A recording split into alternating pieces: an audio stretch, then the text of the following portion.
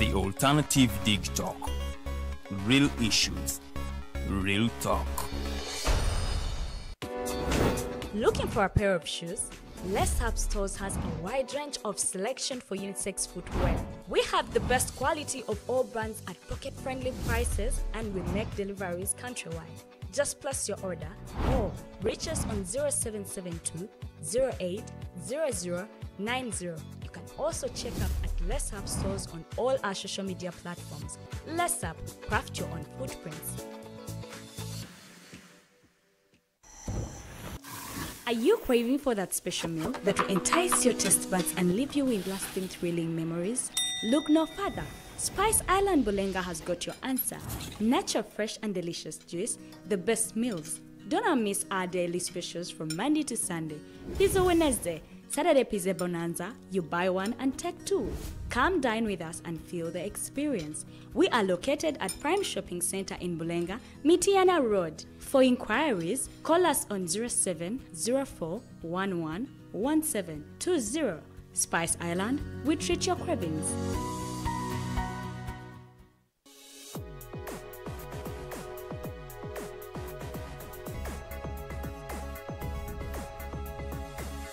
The Alternative Dig Talk. Real issues, real talk.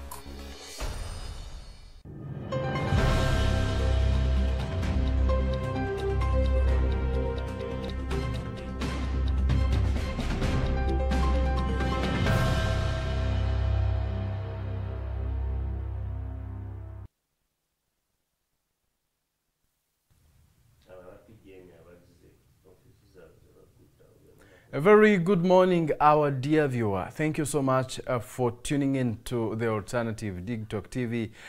Kenneth Mirembe has never stopped being my name. And thank you so much once again for being part of us this fresh morning. I believe everything is fresh out there. We are fresh to present you freshest updates ever on planet Earth. This is the Alternative Dig Talk TV. If information, reliable information, and good presentation was an empire, Dig Talk TV would be the emperor. And we are here, of course.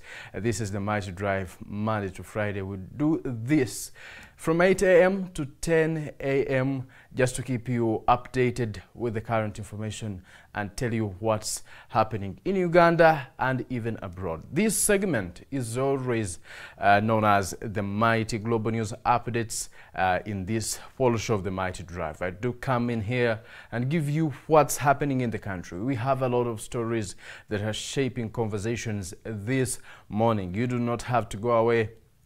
The best decision you can ever make is to tap that subscribe button and you join tens of thousands of people who did that some time back and who are still doing it. So join them and subscribe to our channel, The Alternative Uganda, on Facebook, The Alternative Uganda on The Alternative Dig Talk on YouTube.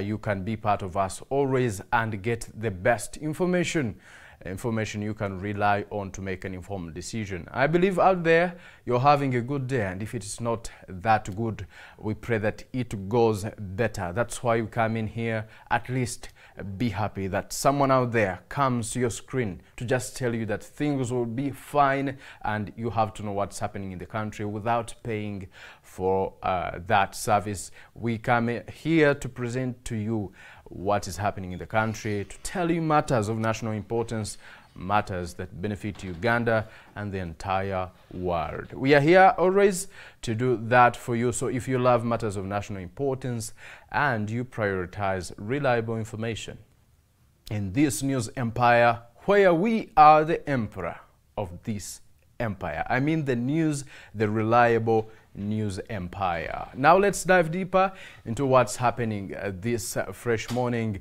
We have a lot of stories. The presidential race is heating up each passing day. Everyone is trying to garner the support that will make them Uganda's next president. And let me start right away with this story of President Museveni. Yesterday he was in Koboko and Maracha, of course, asking the people of that area, of those particular areas, to support him and vote him into office once again.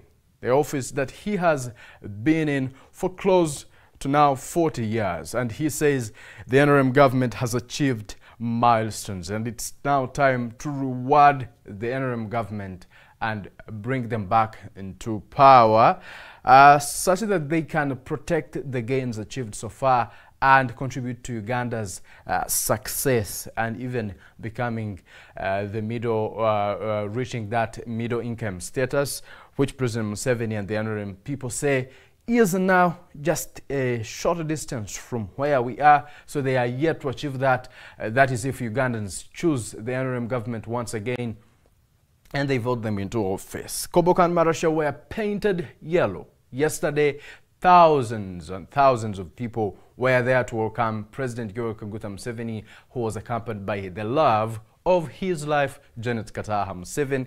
She was there, of course, and they asked all Ugandans, including the people of Maracha and Koboko, to vote NRM once again to prioritize the best ideologies that the NRM has, saying that they have always fought sectarianism, tribalism, and all the vices. President Museveni says those were the vices that were leaving Uganda, or were tying Uganda into backwardness. That is before the NRM government came into power. And he says there are some opposition leaders who are prioritizing tribalism, which he says could be a threat to Uganda's democracy and Uganda's success at large, saying that the NRM government is the only option for Ugandans. They have proven that over time. They have done the best for this country, and they know where they are going. That politicians, in President Museveni's opinion,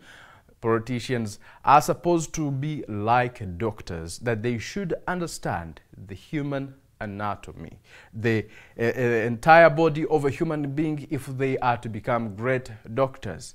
He was trying to refer to some opposition leaders who, he says, do not know the problems of Uganda as a country, and so they are coming without a clear foundation. They do not know what Uganda needs at the time. And he says the NRM government knows what Uganda needs, and they are here to serve Ugandans and make sure that Uganda becomes successful and achieves great things in this shortest time possible. That is, if President Museveni is voted back into office. And we are waiting, of course.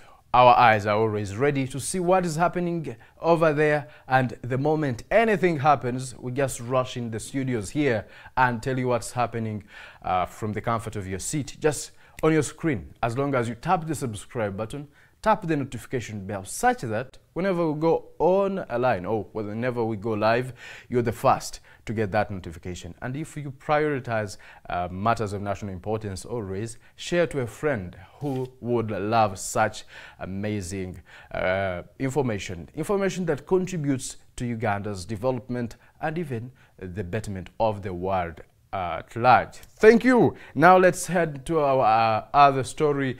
Of course, I told you in the very beginning that the presidential rate is heating up. And as DigTalk TV, we are dedicated to bringing such information to you, to tell you who are the people in the race, what do they say, such that when that time comes for voting, you know who is right to vote into office. We are not partisan saying that this is the person we say you should vote, but we tell you what are they saying, what are their agenda, so that you can make an informed decision independently as a person, and you see, based on this, I will vote this person into office. He's the right fit for the presidential office. So now, General Mugisha Muntu yesterday was also in Zimbabwe, and he was asking people of that particular area to support him and vote the Alliance for National Transformation and him as a person into office, citing out the major challenges that these people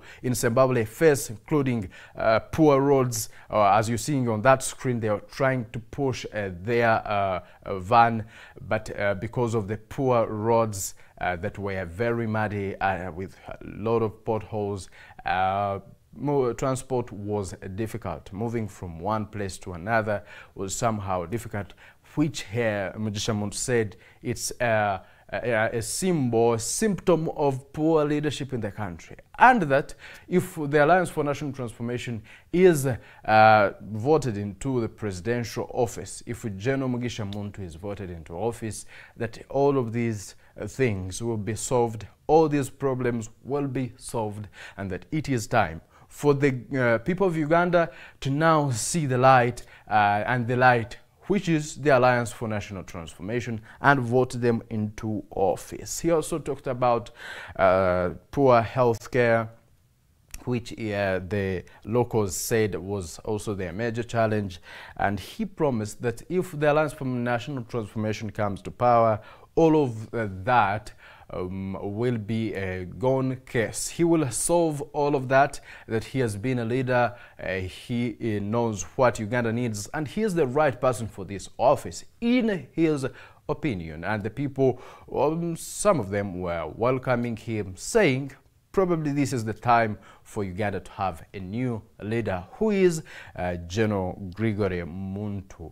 Mugisha Muntu Oyera, that is General Mugisha Muntu there in Zimbabwe, of course. The most surprising thing is that he asked the people of that particular area to vote in Nina Rose.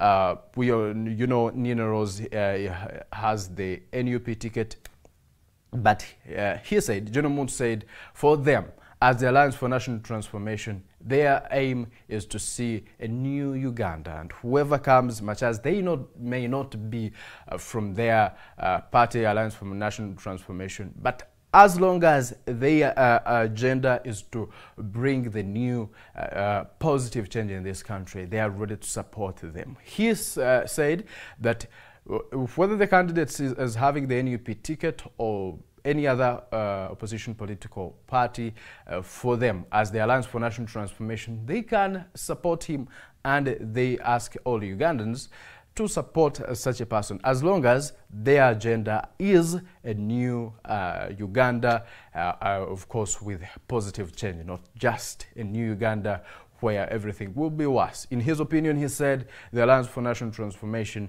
is doing that to show the new beginning for political parties in the country. Some were saying that is mature politics, saying that General Mugisha Muntu is showing mature politics, and that it's high time Ugandans saw the benefits of that and vote him into office.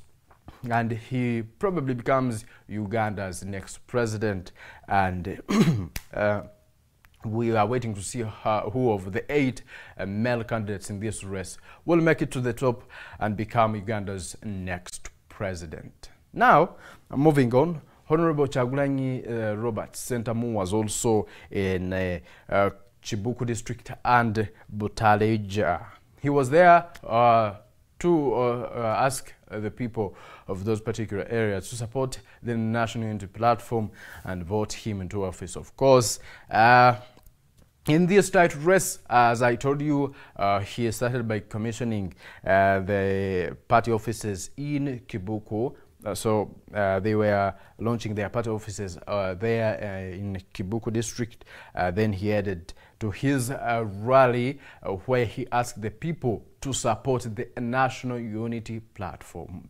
Kyagulanyi Robert Sentamu says Uganda's major problem is President Yoweri Kaguta Museveni and the NRM government, that the National Unity Platform is ready to change the narrative. That is, if Ugandans see the light and vote NUP into office. Kyagulanyi said he had not come there to just ask people to support him, that he knew that Ugandans would still vote him even if he never appeared anywhere. But his aim is to remind Ugandans of their role in this democratic process and the election process, of course. He says Ugandans are ready for that new change, and that it is time for them to fight hard and they overthrow who they call the dictator, General Kaguta Museveni, of course, democratically through elections. The NUP is fighting, Alliance for National Transformation is fighting, and very many other political parties are fighting to bring their candidate to the topmost office in the country, the office of the President of the Republic of Uganda. Thousands, of course, as you see on the screen, were also there to welcome him. He started singing, chants were out, were louder than ever before, people singing Bobby, Bobby, Bobby, Bobby, as you know, they always do. So they were there to welcome their leader, the presidential flag bearer for the National Unity Platform Party, Honorable Chagulanyi Sentamu Robert. Also, Nandala Nathan Mafabi was also in Sebei and Bugesu yesterday, marking the second day in those ends of Bugesu and Sebei region.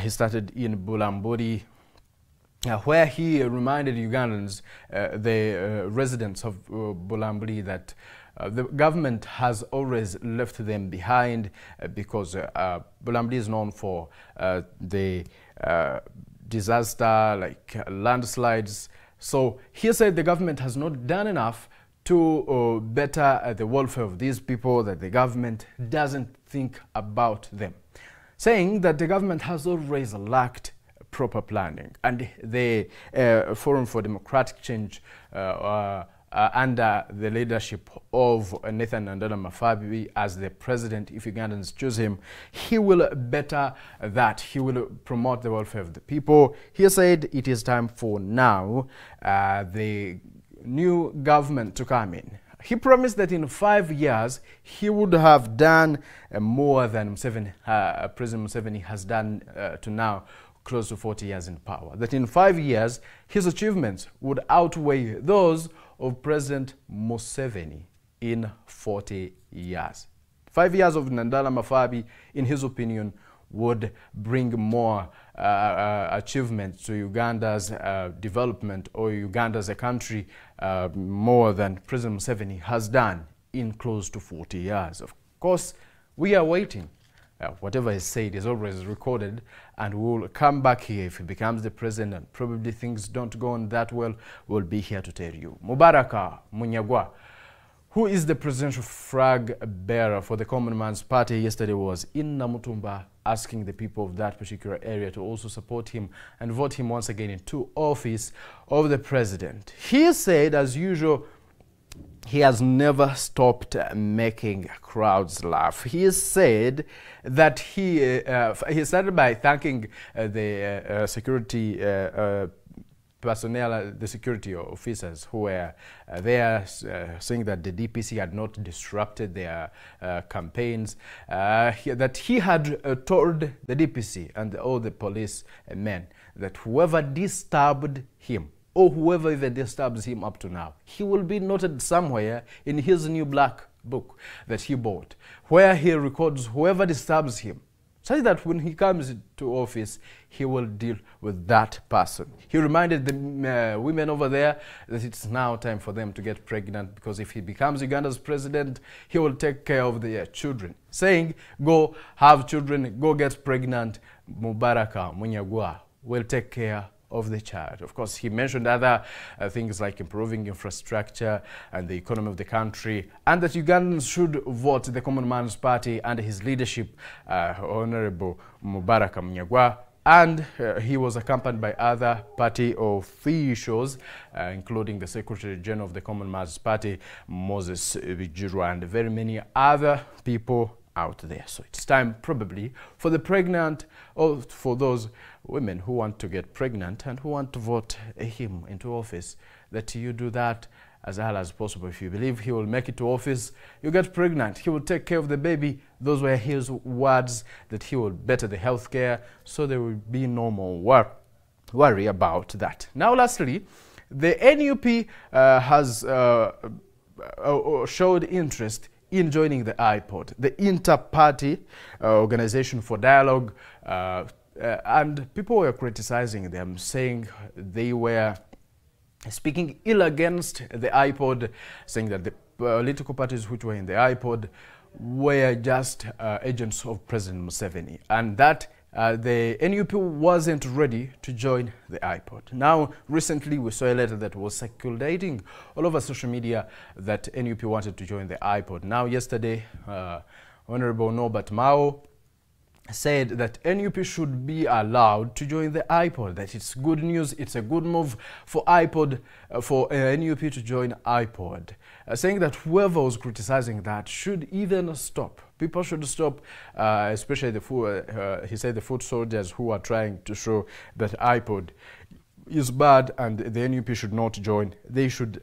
leave that. NUP should now join the iPod, that the NUP has seen the light and it's time to cheer them up, and they join the iPod, saying in this common Luganda slang of akapande wakasomia bubi, which interprets to that one has misinterpreted the signpost. He said NUP could have misinterpreted the signpost some time back. Akapande yali akasoma bubi some time back, but if now the NUP has now understood the clear interpretation of this signpost, it is time to welcome the NUP on board, saying that yes, they laughed at the Democratic Party after joining the iPod, that now they are seeing the benefits and it's now time for them to join the iPod. People should stop posting videos showing that a few moments later, and that trend that has been circulating all over social media. That is it for now. I am Kenneth Mirembe. Have a good morning. The Mighty Drive.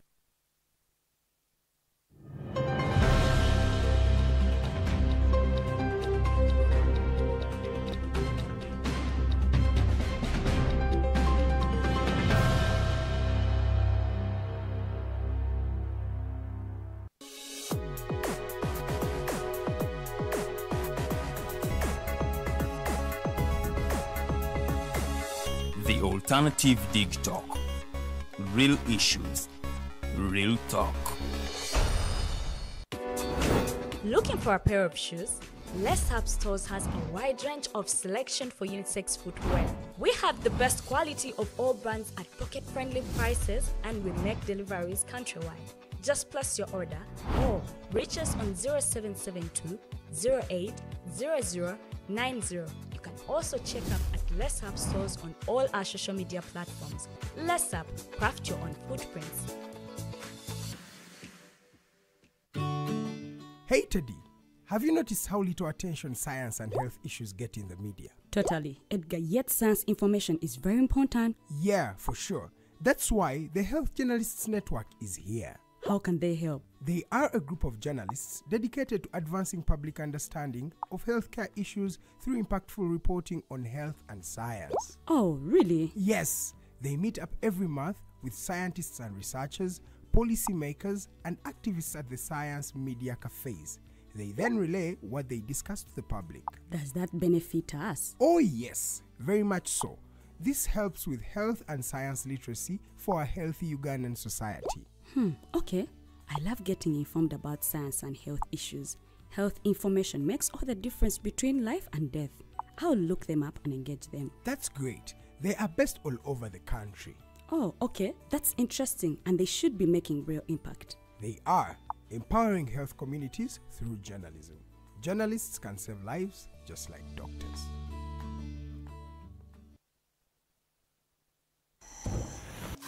Are you craving for that special meal that will entice your taste buds and leave you with lasting, thrilling memories?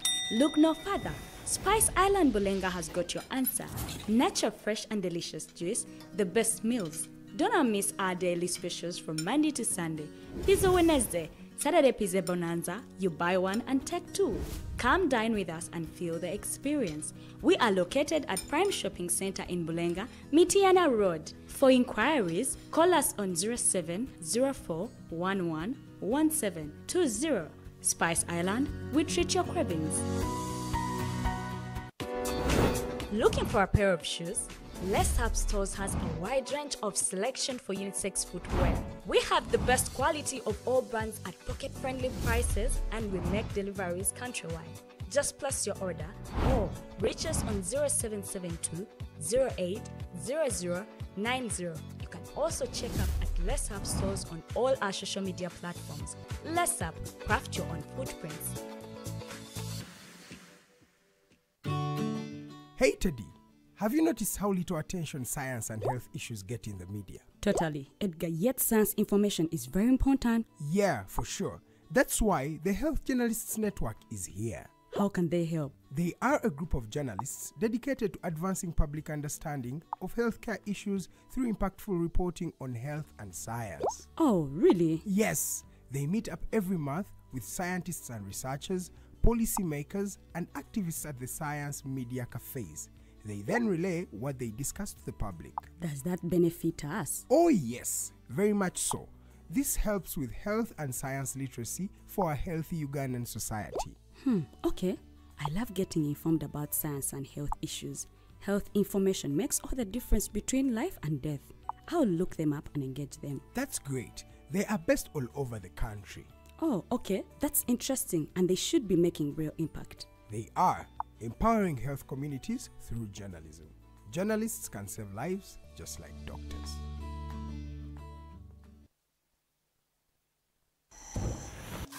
Are you craving for that special meal that will entice your taste buds and leave you with lasting, thrilling memories? Look no further. Spice Island Bulenga has got your answer. Natural, fresh and delicious juice, the best meals. Don't miss our daily specials from Monday to Sunday. Pizza Wednesday, Saturday Pizza Bonanza, you buy one and take two.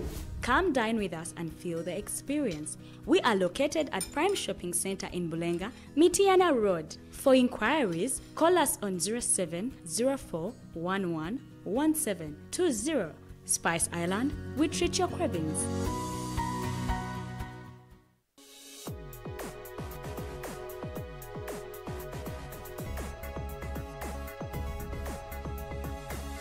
The Alternative Dig Talk. Real issues, real talk.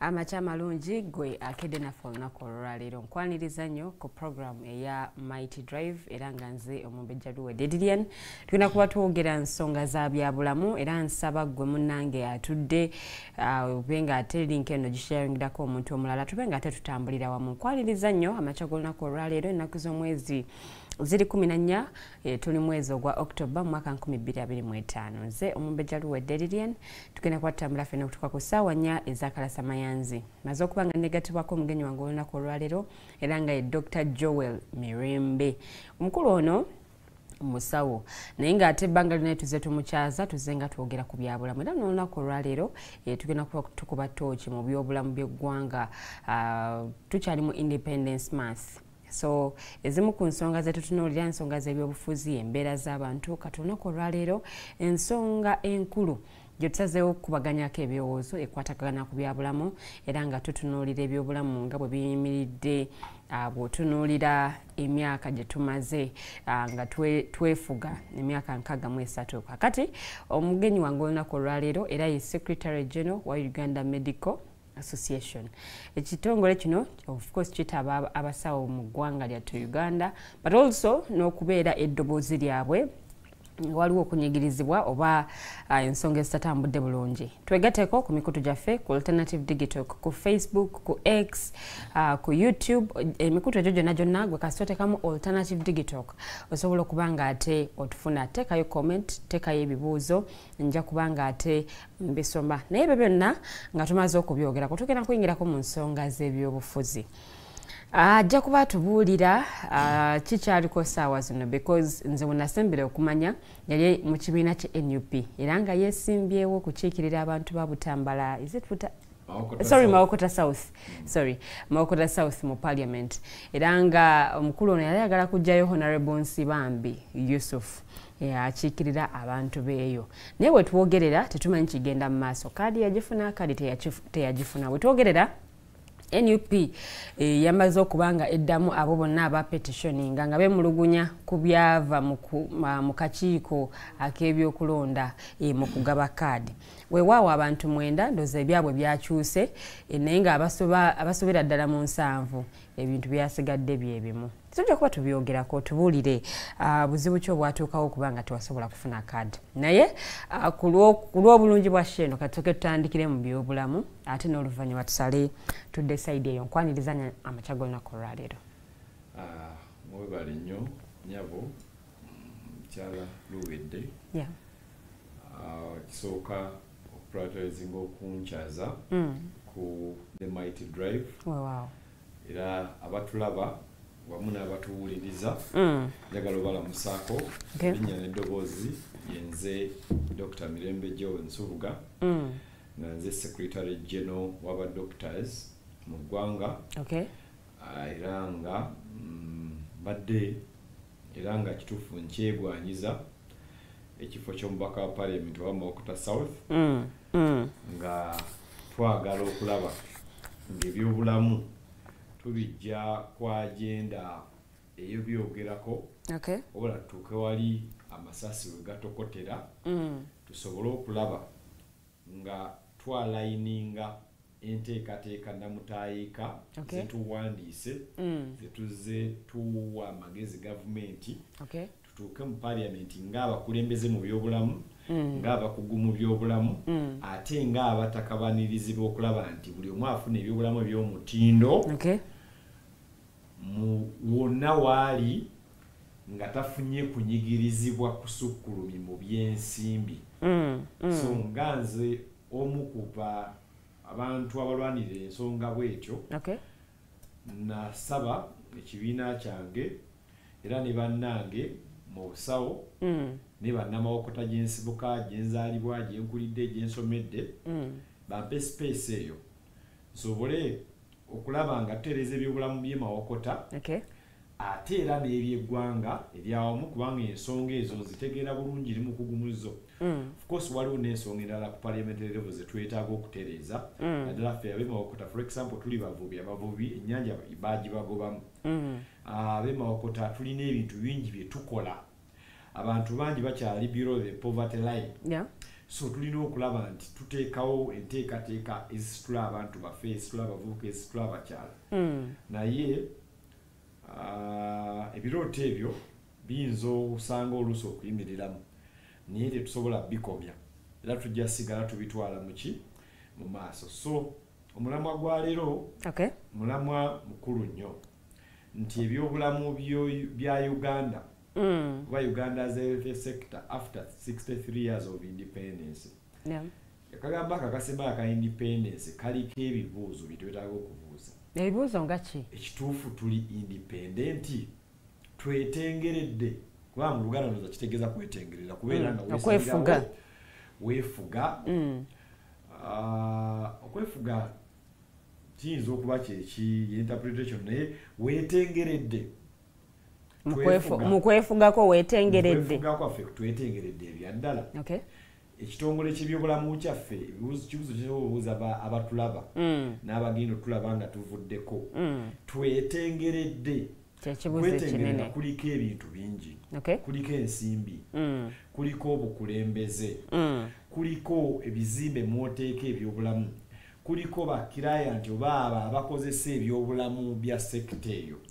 Okwetengerera empagi 6 ku 8 ezikola ekitongole oba system y'ebyobulamu mu ggwanga yeetengeredde.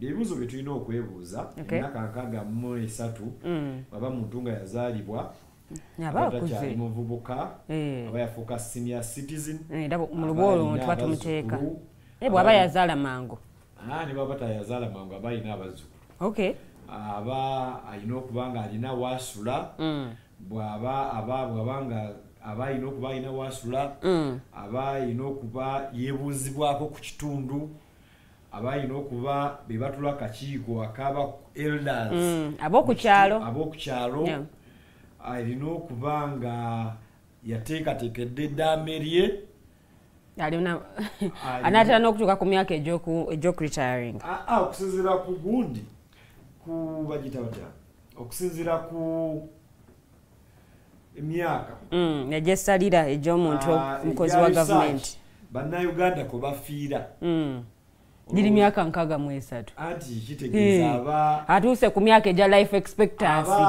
aba alaza akayembe wansi w'akayembe we tugenda omuzanzika obudde bwonna nti ekiraamo yakikola dda si kuleka ntalo abano abamaze okulaga nti bannange bwenfa mu muyembe wali mu lusuku we munteeka era ng'amaze okulaga nti ekiralo ky'ente omwana gundi nkimuwadde yakikulemberamu temukyawulangamu abazzukulu basigale nga banywa amata nti olusuku luno gundi yajja okusigala ng'akubegiriza era mwenna musigale nga mujjamu amatooke enju zino ez'okupangisa sente zijja kuba ku akawunti eno era zijja kulabirira abazzukulu manyize ndi mukkiriza omuntu bayibuli eraga alina kulekera obusika abulekera bazzukulu generation endala etali eno emuvuddemu yennyini eno gyalekawo aba amaze yo giteekateeka ate naye etandisa okukolerera generation gyevaamu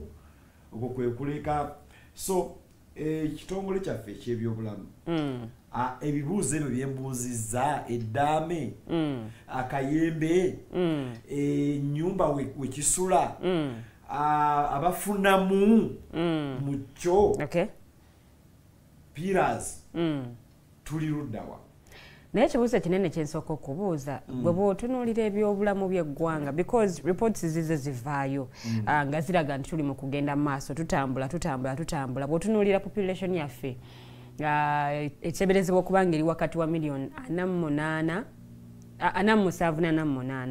bw'oba nga ogeraageranyiza era nga bw'otunuulira bajeti y'omulundi guno ey'omwaka gw'ebyensimbi 2025-2026 ey'obuse 5 obutabalika 5.8 around there kifaananyi kiggwe ky'olina ng'omusawo because kati gwe njogera naawe kubanga oli ku ground okwatira ddala ku muntu asembayo information ogijja ku ground bino byonna ministry byetuwa reports zezetuwa ekifaananyi kyezetusiigira gwe nga gwe ali ku ground what's your perspective, what's your view about our health sector nga bwe tuyimiridde essaawa zino? Ekisooka bajeti ya ebyobulamu ezeekendeera by this time round batulaga nti yeeyongerako anti kakati yeeyongerako akase kalamba 1.56 trillion olina okutunuulira katuddemu emabega kati emyaka 4 egiyise okusinziira ku bye batugamba kubanga fe abamu twali tetunazaalibwa wajjawo gavumenti empya gavumenti eyo yasanga Uganda teweza yali ndowooza rawundi bukadde nga 11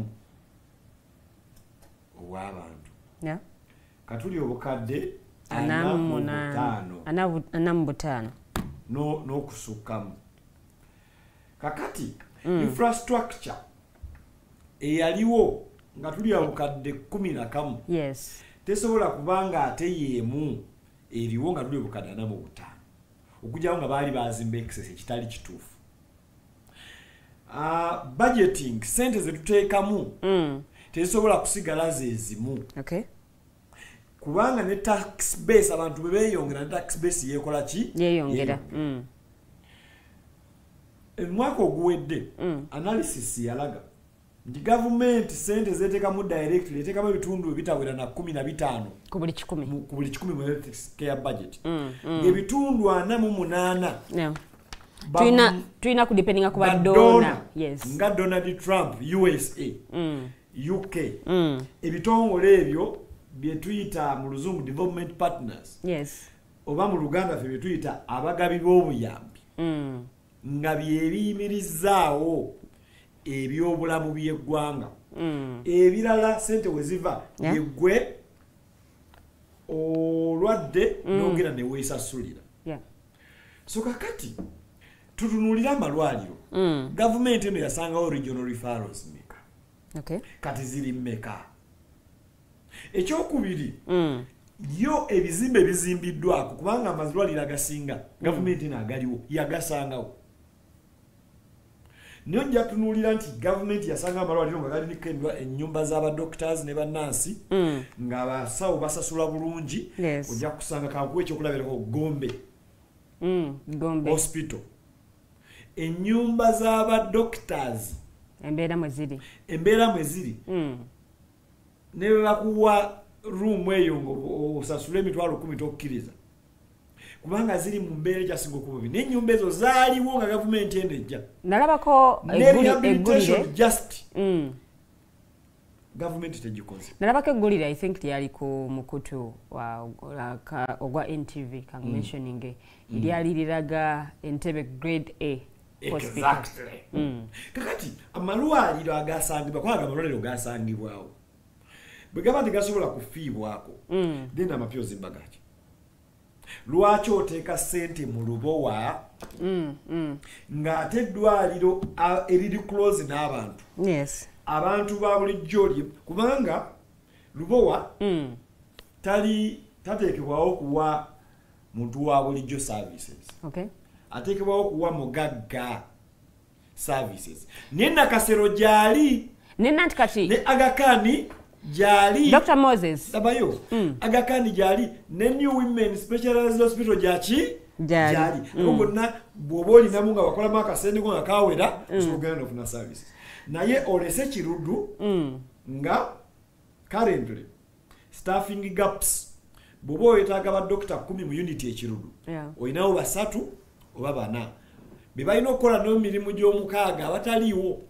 kakati bw'omala abasatu abo b'olinawo recruitment process erimu corruption bangi ku bo basasula akasimbi bawe emirimu kitegeeza system bweba basasula bawe emirimu kitegeeza kimu nti abalina basupervisinga talina moral authority babuuza bibuuzo so bwe batajje ku duty tewali system egenda kukola supervision properly then abo abatono abali dedicated okukola bajja kujja grave tezimala eddagala aliwandiike omulwadde alina okufuluma ebweru alikole ki aligule kakati omulwadde bwafuluma ebweru ogula eddagala ate akasente teyaze nakamala ekiddako alina okukuba akasimu batunde embuzi omuguzi w'embuzi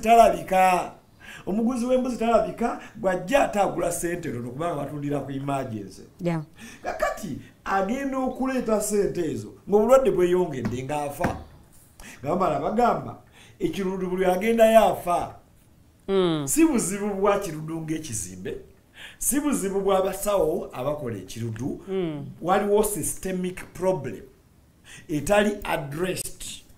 But with the picture they paint for us, ministry netulaga nti wetwogerera amalwaliro national referral hospitals at least katuwezaawo 8 nti regional referrals tulinawo 16 bwetunulira amalwaliro ga government agali ku mutendera gwa health center 2 health center 3 health center 4 batulaga nti ebyobulamu tuli mu kutambula nga tugenda mu maaso y'ensonga lwaki ne bajeti y'omulundi guno yayongezebwamu ku nsimbi okulaba nti bongera okunyikiza ebyobulamu ku mutendera gwa health center 1 health center 2 health center 2 3 ne 4 very very very good. Let us ask regional referrals very very good. Yes, are they operating at a regional referral level practically?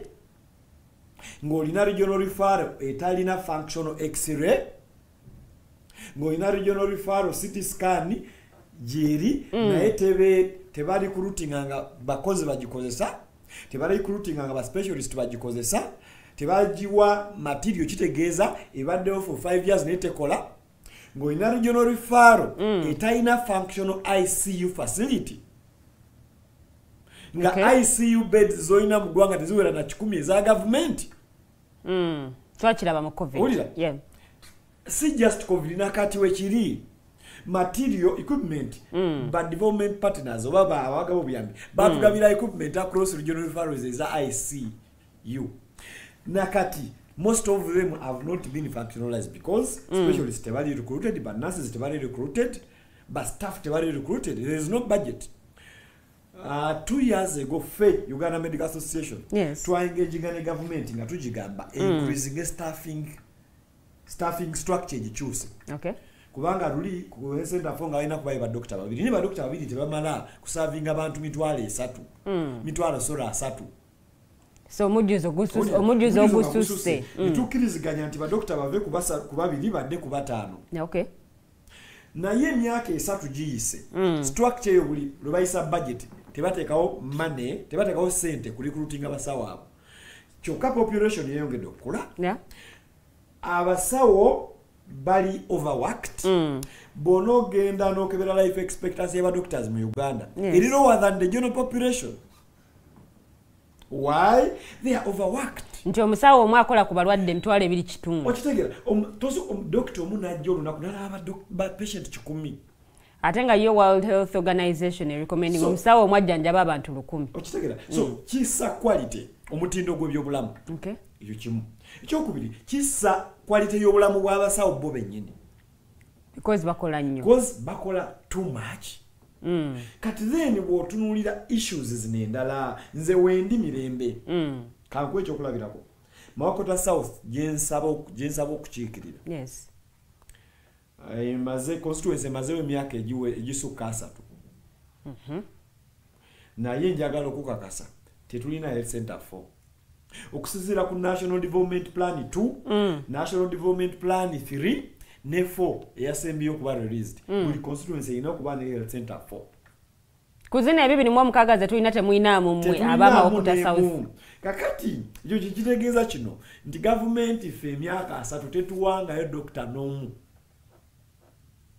We pay taxes batuwadde town council katulina kawe town council tulina bwamba town council izo zina town kiraka zirina ba chairman ba mayor ba simanya ba piso ba bakao bonna we bali naye tebalaba value mu kuteeka health center 4 tubeeyo ne ba doctor babiri oba basatu nga maama bw'alema okuzaala doctor mulongoosa nga inahania erongosebwa naye oli secretary general ku Uganda Medical Association of course go ali badde eddoboozi eritandikirwako okulobingira abantu beewuwo mbyogedde bino byonna wali obitegeezezaako ku mubaka abakiikirira. Yes, he knows. Honorable Yusuf Nsibambi akimanyi bulungi bino ebintu byogeddeko. I have been on a talk show with him n'emmenyaamenya ensonga zino. Okay. Naye kenyina azimanyi naye ekizibu kye tulina nti abakulembeze bafokasinga ku nani issues era nabali njagala kyogera ku ntandikwa ebyobulamu health sector ya Uganda myaka 3 key issues obukulembeze bw'ebyobulamu then awo netugenda ku bukulembeze bw'eggwanga lyonna lwaki mu 2017 bindoza 18 nali president waba medical intern mu ggwanga lyonna ba doctors ba nurses ba pharmacists bonna bamaliriza mu butongolo abafunye degree bali ntwali ndoza Rwenda. Yes. So netugenda netukola tetuita Grand Doctors Conference. President Museveni najjangu omugenyi omukulu nga balina mu presenting la health status ya Mulago nange nali ne dakiika 5 okwogera gyali ne mubulira ebifaayo ebifa how ebyaba interns. Director wa Mulago ebiseera byali baterana Dr. Baterana bya Rugaba. Yes. Najja okuwa status ya Mulago. My God yawa status ya Mulago ngoyinza okugamba lidwali lisingo okuba function lisingo okuba ne equipment lisingo okuba funded mugwa munsi yonna si Uganda njogera ku the world ngolaba Aga Khan olaba dwali ninga yali a presenting abulimba bwerere niyenga conference eyo wa doctor bali batudde media houses zali zikoze zitudde kati obukulembeze obulimba government abali waggula abasalawo problem ya health sector. Okay.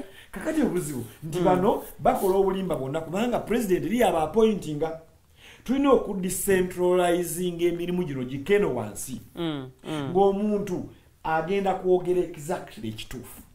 Kati buli lwokola planning ng'ogikolera ku kikyamu ogenda kuba na planning fu. Naye tebatugamba there is decentralization already mu health sector. ebintu bya okulaba nti ensonga buli nsonga eyawulwa ebyo byogerwa biri theoretical. The practical is different. Bwobanga president yakya appointing ne ba consultant mu ddwaliro, president ategera di ebiri ku ground ebiri practical. President amanyi obuyinza bumuweebwa ssemateeka. Yes, but ssemateeka can be changed to make sure that it is practical. Okay. Bwaba akyusa age limiting ate it is not practical. What about things that we know? Zino bine bintu bina kubanga biri waneeno ku ground. Kubanga consultant akola technical work. President doctor. Okay, katugende mu judiciary. President kyogamba amanye bya mateeka. Tugende mu bya minerals. So why not kubawo technical benches? Eziri ku ground. Okay. Maybe president should appoint those technical benches. Eziri ku ground ezikola omulimu is appointing. Those technical benches must be able to assess, evaluate, even fire people. Ne currently at the mercy of the president. Mikwano ya president bali eno bali deployed. Malwaliro tebakola. Olira. Ne because they are bali na gamba n'ogu mu system. So system y'ebyobulamu gamba n'ogu yasinze gireetera ebizibu. Yes. Oyo gwe gwambe Dr. Baterana. Bagenda okumufulumya nga aricyclize budget yo renovating amulago for 6 years. Nga buli mwaka agiteeka mu budget. Naye nga budget yemu nti zali over 6 billion zo renovating amulago. Ninga buli kaseera bagiteekamu. Sente ziddamu nezibula. Era nakati ali ku misango ejja actually mu court. Ali ku court bail.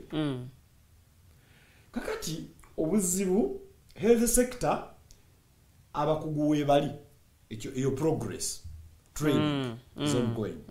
But doctors katulina bangi nnyo luli tulina batono. Yes. That is another progress. But nurses tubalina, that's also progress. Subspecialties and na ekibuuzo, are we utilizing them? The answer is no. And many of them are training here bali mu kufuluma genda buki genda bweru wagwanga. Waliwo survey yakolebwa emyaka 2 ababega nebuuza abaana abagenda okumaliriza medical school babagala okukolera mu Uganda.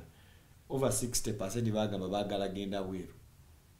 Ngensonga bawaki nga bagamba wano tukolera mu bugubi obusukkulumye ate tufuna kitono nnyo. Okitegeera? Okay. So government should do erina okutunulira engeri y'okukozesaamu kye tuyita human resource obukugu obuliwo. Kubanga tubulina. Tetukyetaaga simanya chubani doctors. Tetukyabeetaaga. Tetubeetaaga nga mwekalakaasizza. Kubanga we mwekalakaasa president ng'atugamba tujja leeta Cuban doctors bajjanjaba abasawo. Actually tulina kati abasawo bannamagye bwe mugaana okukola nga bayingira nga bakola. Yes. Tebawera nakikumi. So literally tebasobola nakuweereza mulago just yokayo.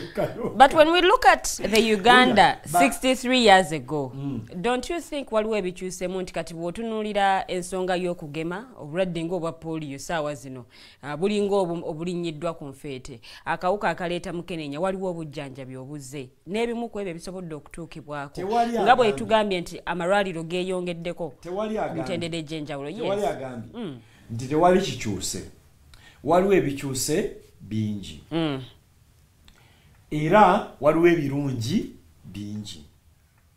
Naye bw'obeera kati nze nnyina abaana ewaka bato. Yes. Naye n'owakumako gumu ekitundu. Singa obudde buno abadde tatambula nga atula butuuzi nandibadde kituufu yazaalibwa yeebaka bwebasa natula niye waliwo problem. Lwaki tatambula? Lwaki tayogera? Singa abadde tayogera kubanga si bwe obudde buno ku mwaka gumu kitundu plus alina kubanga atambula alina kuba ayogera. So kakati Uganda systems ezisinga n'ebitongole ebisinga byakonziba. Neba tugamba decentralization eno yajja kulaba nti at least ewa omwaganya abantu okulaba nga bafuna obujjanjabi obujjanjabi obw'ekikugu but also nga bwa mangu very very fast. Yes, devolution of power services buli kimu. You want to say that all this biri ku lupapula ku ground bintu bidala nnyo ng'enjogera ennaku zino bweri. Ku ground bintu bidala nnyo. Government kati yo yayisiza resolution yagala kugala center 2. Nenga ate mpitirivu ze zali badde zirera omujjuzo gwali badde mu referral hospitals. Ya center 2 ezo nezifula ya center 3 sikugalawo. Owulira? Yes. Kubanga we need services closer to people. Nechi ekikulu kati obudde buno. Government mu myaka nga 2 emabega ya signing up ya declaration. Yes. Ngegamba egenda kuwa 15% of the budget to the health care. Ate ekyo kiri supported by science. Yeah. Science agamba ati nti bo investinga mu health care returns on investment ofuna 10 times productivity. Kubanga omuntu omulamu yagenda akole yajjokera akole bwanakeera okukola nga omutakisinga nze sente buzenfuna buli mwezi 30% government ezitwalanga pay you earn. Pay. Gwe kati balanti funa obukadde 5. Kitegeeza my take home government egitema to the extent that siweza bukadde buna take home. Owulira? Ndi mu bukadde 3 mu. Yendala zigendedde mu misolo NSSF n'ebirala. Government ekitute, the answer is government ezikoze ki ezitute. Niwe sitakole bosi wange tajja kunsasula. So ate era bwaba tebakusasudde ne government efi. Kati akyekubira ekiri mu byobulamu abantu bazaalibwa nga balamu ne balya bwe bali obulungi obwongo ne bukolanga bwogi awo abayiyo bana bangi mu ki innovation creativity industry technology na advancing. Okay. So okukuma abantu nga balamu abantu okulyanga balamu kiri very important in the long run. But this just bino byakuona just kamareri. But this time round ezimu ku priorities kwe kulaba nti nutrition ateekebwako nnyesira this time round. Labayo kati wagambye batu obuse butano katukole percentage wise tewera na 4% ku national budget. Tewera na 4% ku national budget. 3.3. Kubanga noza budget yali 72. So tewera na 4%. Netwa twakiriziganya nga eggwanga emyaka egiyise 2 plus nti tugenda kuwa 15%. Niye budget ya health sector zeka. So government 6.1%. Abali mu buyinza tubasaba era tubeegayirira. Bamanye nti okuuma bannayuganda nga balamu ekimala. Yes. Kye kimu ku mpaji ennene gye basobola otuwa. Ekyokubiri kulina kuba kutukuumira mu kumanya. That is education. Ku nsonga z'ebyobulamu. No. Kyengezaako ebyobulamu nga sector erina okuba funded properly. Sector eyokubiri erina kuba education sector. Naye kati bino byonna bina nga tebitereezeddwa mmwe abasawo n'omuntu ssekinnuma oba n'abalwadde kibaleka mu mbeera ki before we go for the break. Fenga abasawo tukolera mu bugubi obuyitiridde naddala bakolera mu government. Ate era ne mu private kyekimu kuba government yesettinga pace. Abalwadde bali mu bugubi bungi kubanga obugubi abasawo betweyongerako ng'ogyeko okuba nti giraavu zibula. Ng'ogyeko okuba nti emisaala gikyali wansi. Yes. Government tugyebaza nti yayongezako ku misaala gy'abaali mu government. Naye emisaala naye omuntu ajja nga yeetaaga test nga tagisobola gy'afooding. N'addayo ate mu kyalo n'abeera eyo n'ayongera okufa. Kati nze omusawo pride yange yakujjanjaba muntu awone. Eyo best reward gye neewa ne system gyesobola okumpa. Okay. So abasawo tuli wakati w'obugubi obwo nti omuntu kati ajja ayagala service tasobola kuwaayo sente. So waliwo obuzibu bw'ensimbi financing the health care sector. Government awo erina okuvaayo n'ekyokuddamu kye bayita National Health Insurance Scheme. awo tubadde tugenda tukawo mu ssaawa yaffe ey'okubiri naye kasooke tuwummulemuko katono nnyo program ekyali ya Mighty Drive ensonga twogera za byabulamu era omulabi wange omulungi nsaba okukutegeeza nti tukyatambula ffenna okutuuka ku ssaawa 4 okwongera okutangazaamu n'omugenyi gwalina mu studios Dr. Joel Mirembe nga tukubaganya ebirowoozo ku myaka 63 egy'ameefuga ga Uganda naye nga ku mulundi guno tutunuulidde ensonga ya byabulamu program ekyali ya Mighty Drive bwe tukomawo awo nnyuno tugenda okuba nga tutandikira ayina ebibuuzo beera nga tobiteekayo mu comment section ngenda kuba nga mbisoma nga show yaffe bwegenda mu maaso tuwummulamuko katono nnyo tukomawo temuvaawo.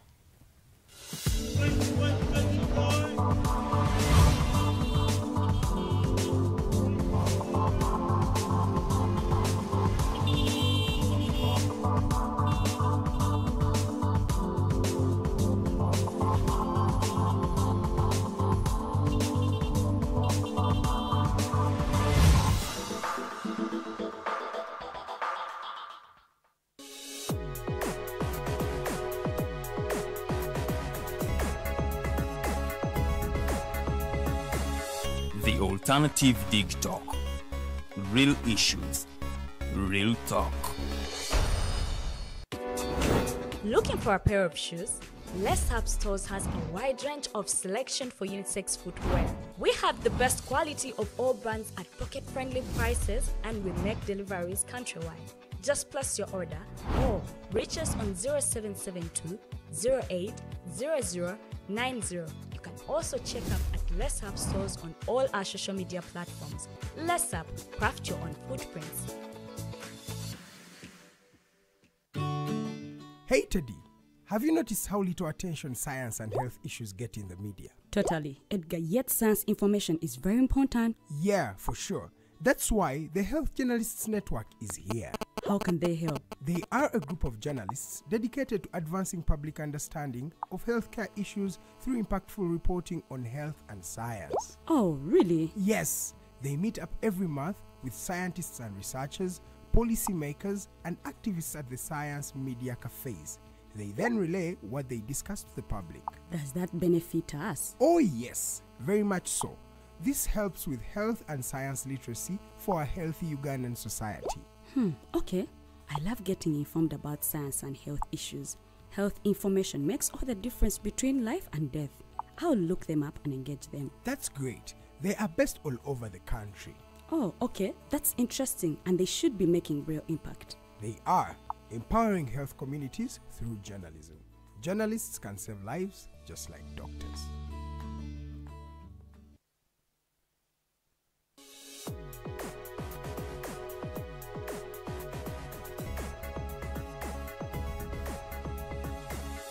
The Alternative Dig Talk. Real issues, real talk.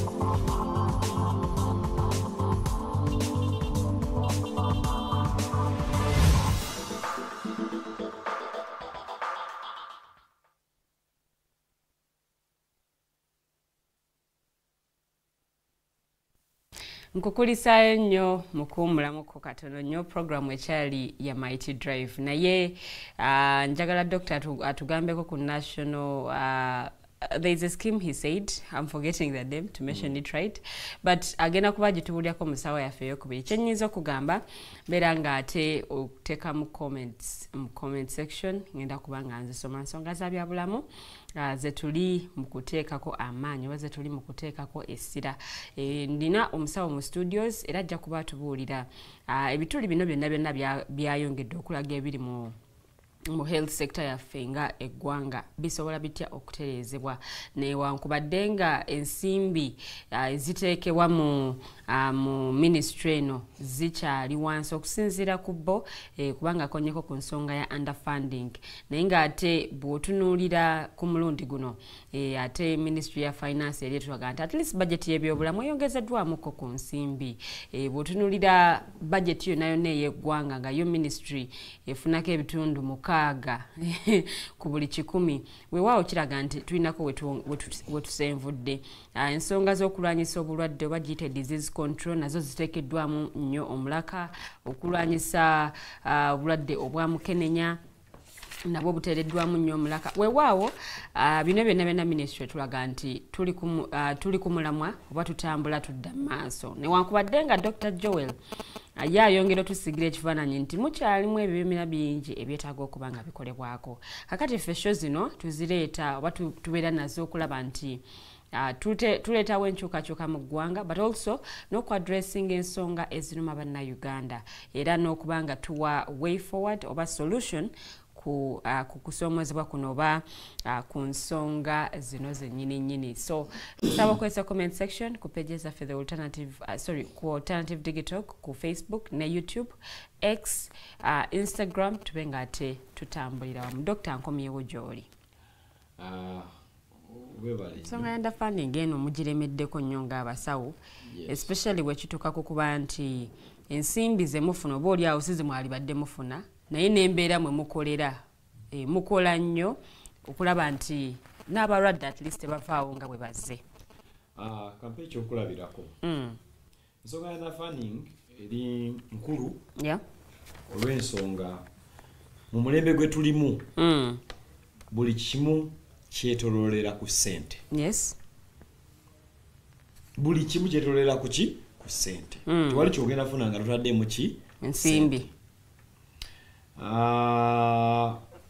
recently twalabye Sachura kuva mu ministry y'ebyobulamu ng'egamba ba doctors abakola mu malwaliro ga gavumenti naye nga bali mu kweyongera ku kuguka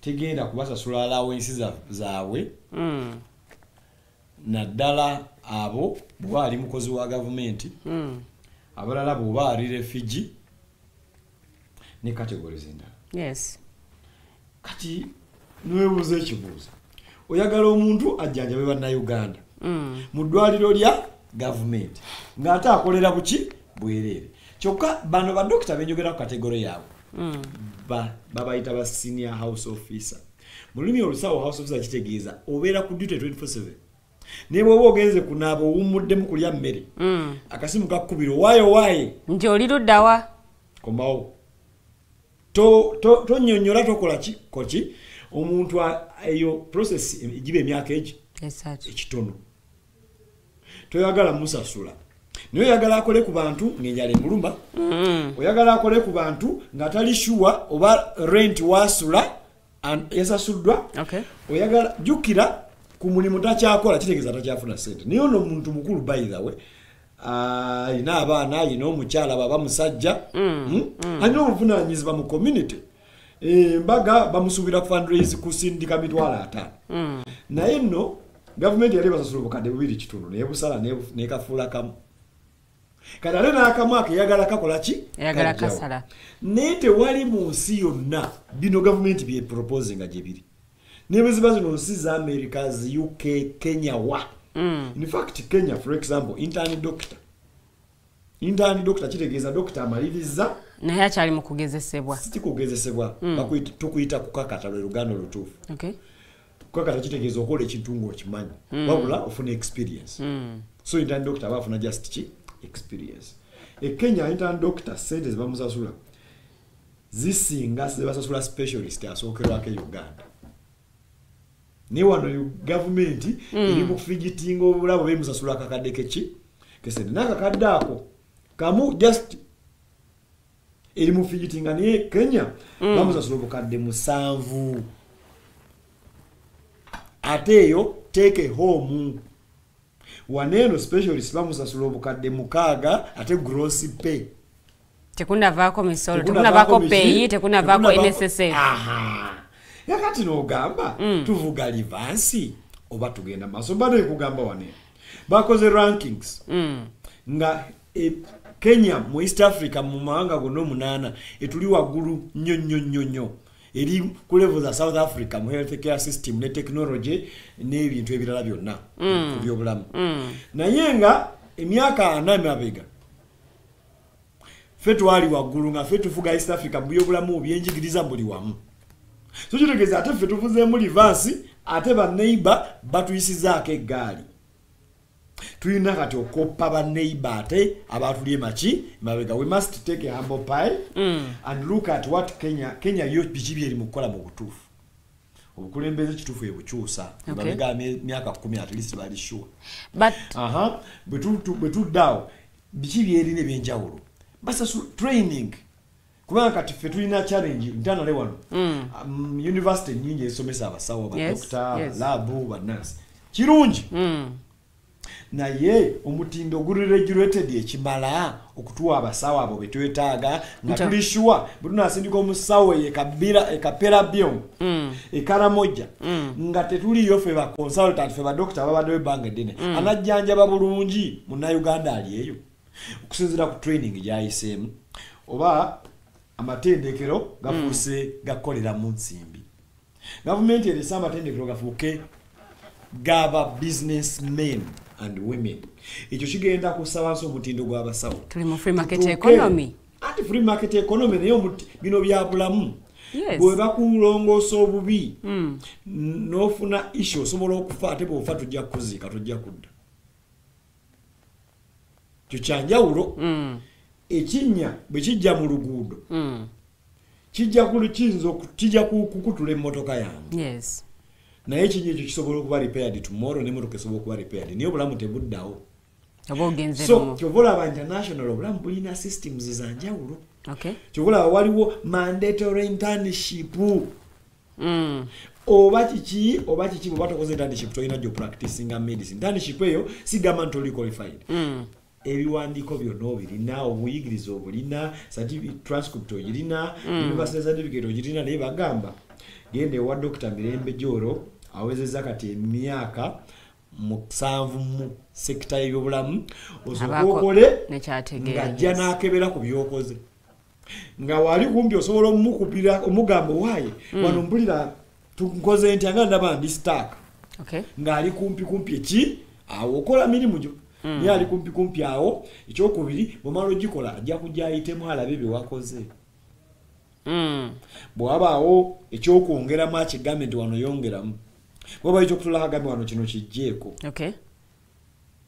so yensonga lwaki system eri bwetyo so nolwekyo gavumenti ensonga erina okuteekamu ssente ezimala eteekewo system gavumenti erekerawo okulimba abantu ku myaka gino gye tuliko 63 erekerawo okulimba abantu ensonga lwaki natandise ne example ya elder mu system tosobola kuba muntu mukulu ku kyalo ogamba otandika okugamba abantu nti ku kyalo kino emmere tuli ya bwerere olina obagamba ku kyalo kino tutema ebikata ne tubyala ne tukola lumondo oyo ne tumala ne tumukungula olina obagamba tulina oteeka ebyagi ne tuteekamu kasooli ekyeyabwe kijja kakati insurance gye njogerako kyekyagi ne roll out ngeruddewo buzibu buli ki police twaji debatinga ne tujitwa negenda mu parliament ne isiba mitenda jone negenda wa president nagano gisaidinga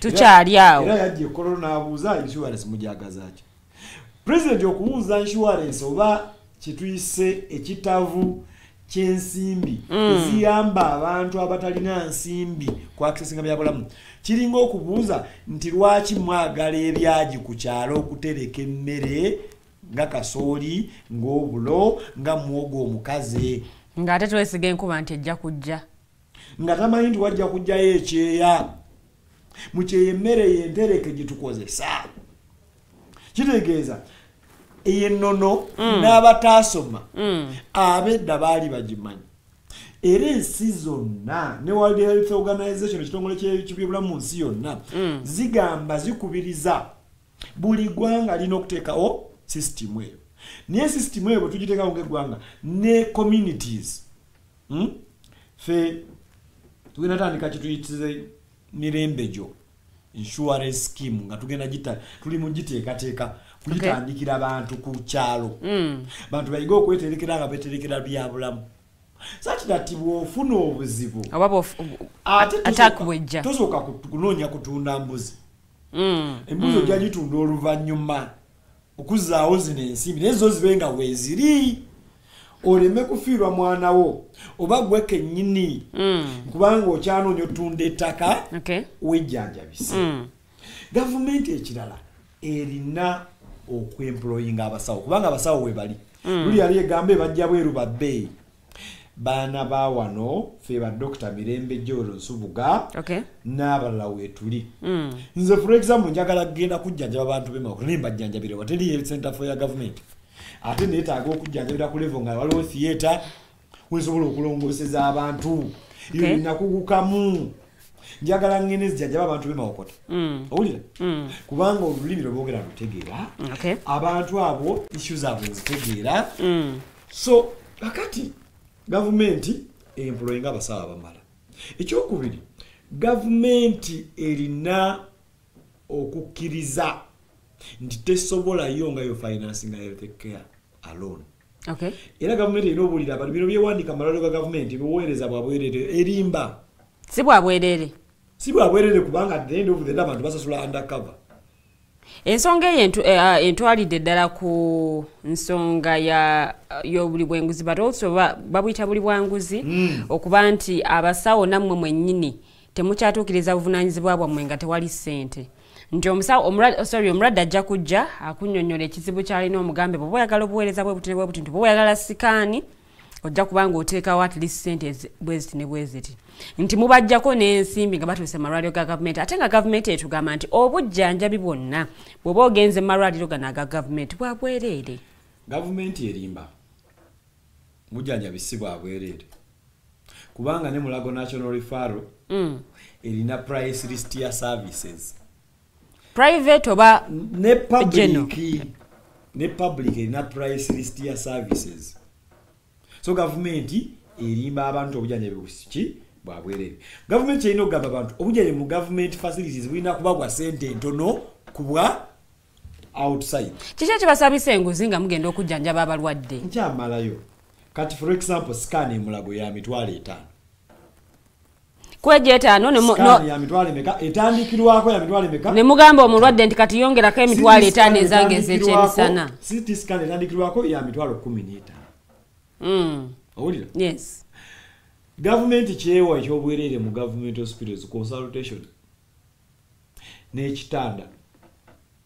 owulira n'eddagala erimu owulira eriri cheap era bwe tukituuka mu ddagala ery'ebbeeyiko oyina okwata muki mu nsawo kakati obuzibu bwe bujjira okusaba ssente gavumenti era yeekuleeta lwaki igamba abantu byabwerere yes nemala eddagala lya malaria nereeta lya wiiki emu mu mwezi wiiki zino 3 tewali ki ddagala kakati waliwo improvising kubanga omuntu afa so ogenda muwandiikira kyekibakozesa clinic across this main hospital clinic tezirina buzibu kubanga oba kyekibateesaawo zi pharmacy anjirabayo kati gavumenti si yateeka first pharmacy Mulago si yateeka eco farm Mulago si yagiwawo ekizimbe negiwa ne security era nebanga eguza abantu nga first pharmacy ngeri located munda muki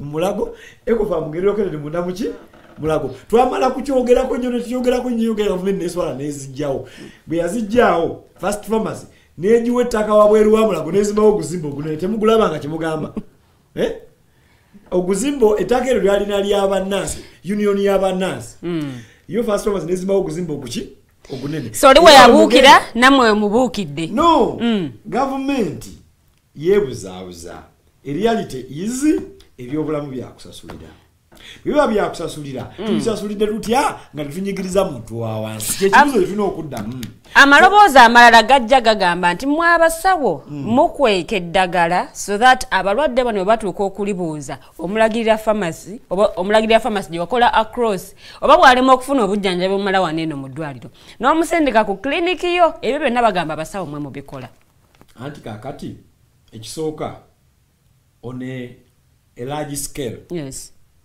tewali akweka ddagala teribeerayo gavumenti eyinza oleeta ekimotoka awo naddala aga amalwaliro agali mu byalo national medical school eyinza n'ejja ekimotoka kiba kinene kikonteina nga baleeteddemu kondomu saamu giravuzi mazzi gano getuteeka ku balwadde ng'eddagala eri substantive terize naye tetulabyeko era nga bookya eddagala nti liri expired tulira abantu ne bakeera bazze bajjanjaba eddagala lyazze naye ng'eddagala lyebaleese terikwatagana na bulwadde bw'abantu obubaluma mu kitundu yes owulira okay kati awo waba obuzibu planning erina okuba decentralized ng'eva ku facility nejja waggulu naye kati planning eva waggulu nekka waki wansi nga planning eri ku catchment area nti Gombe Hospital bweba esavinga abantu emitwalo 8 budget y'eddagala inakolebwa kusinziira ku mitwalo 8 estimation wabula sigamba nti Gombe engeri General Hospital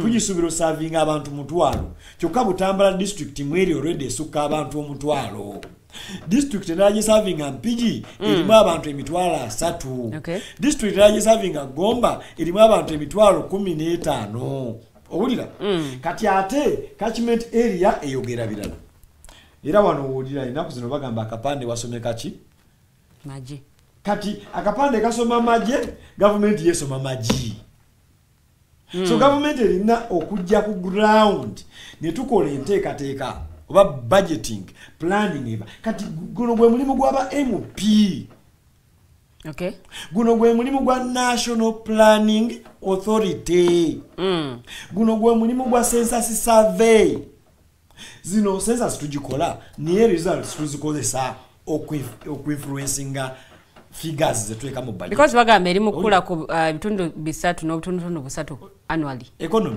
no gundi census no census report erina tulaga tulina abantu bameka bo bagagga kyenkana kyo babavu kyenkana ki naye we tubateekateeka ebyobulamu tubateekera tutya naye bamala ogifuna nga bagiteeke nga executive director wasimanya statistical houses simanya biki nga ali akasaala ke ne ba staff be nga tukomaawo National Planning Authority abantu batuddeyo mu office mu esibe yagala naye tebali mu kukolera ggwanga abasawo batugamba mutuuse ku sseeri kolanga mulinga abayamba bannayuganda okubajjanjaba bino byonna zino concerns nzifuna ku ground okulaba nti tufuna show ennungi era ekyomukisa omulungi naye nti ekirungi okyazizza musawo zino zonna concerns zimuteere mu maaso because mwe mutunuuliza gavumenti obwanga naye ng'ate nammwe abasawo musuuliridde obuvunaanyizibwa bwammwe abasawo abasinga tebasuuliridde buvunaanyizibwa bwammwe newankubadde tuyinza okubaamu oluusi ne bad apple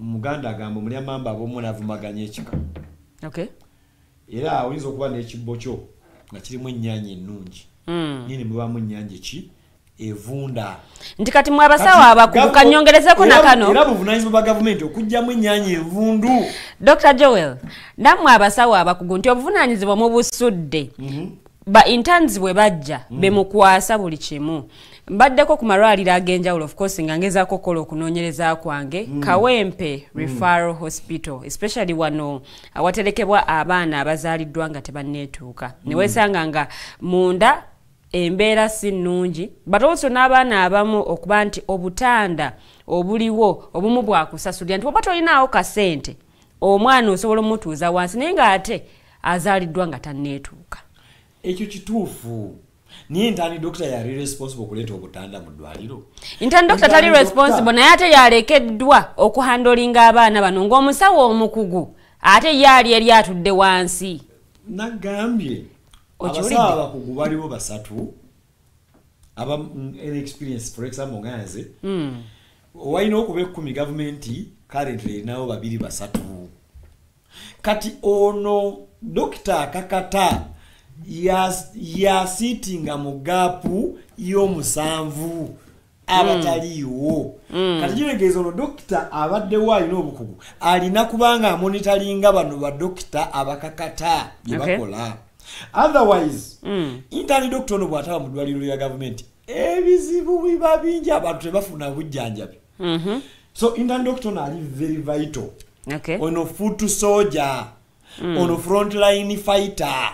Owulira yakutte mundu akola ki kati ono bana abato n'abalala ba generali balina kuwa strategic butekinga mutya cover beruba lutabaalo kuba gavumenti etegeera bya military kanjogere mu bya military kati general talina ngeri gyakwata mundu yabakuba amasasi ateekateeka lutabaalo.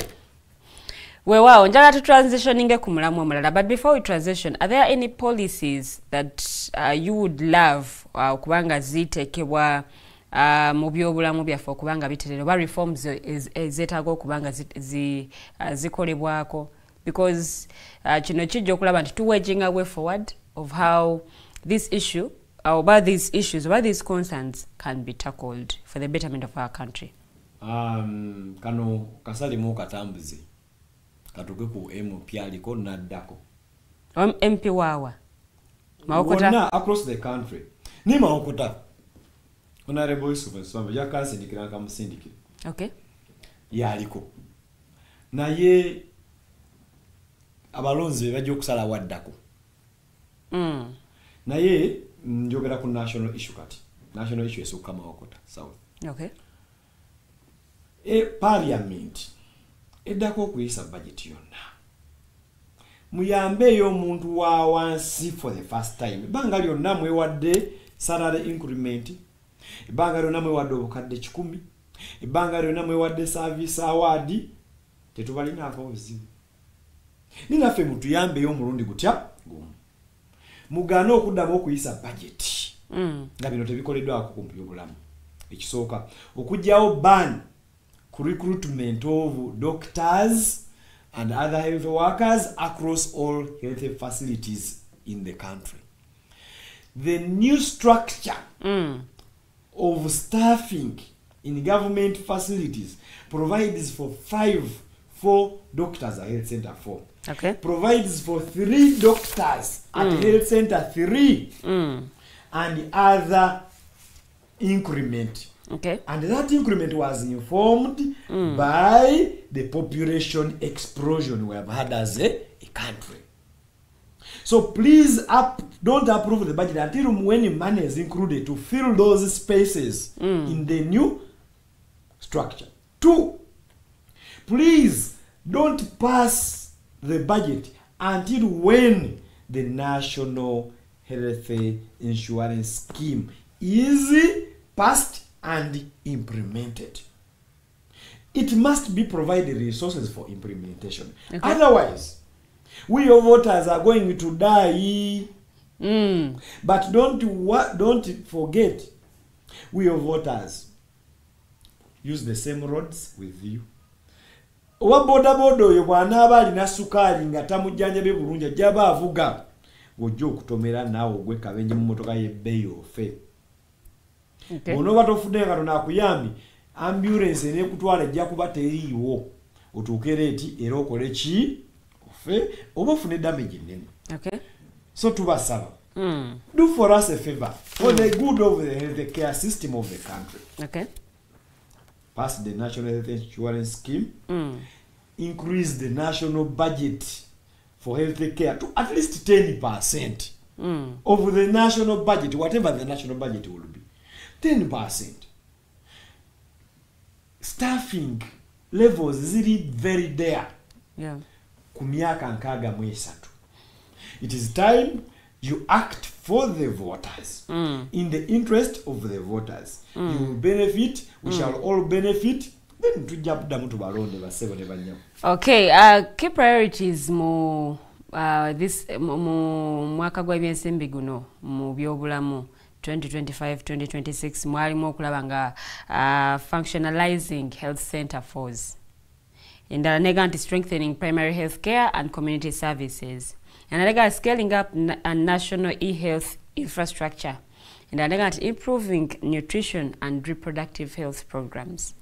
And again, supporting the development community health workers and expanding ambulance services. Refurbishing general hospitals and funding specialized facilities for cancer and cardiovascular care. Are these feasible?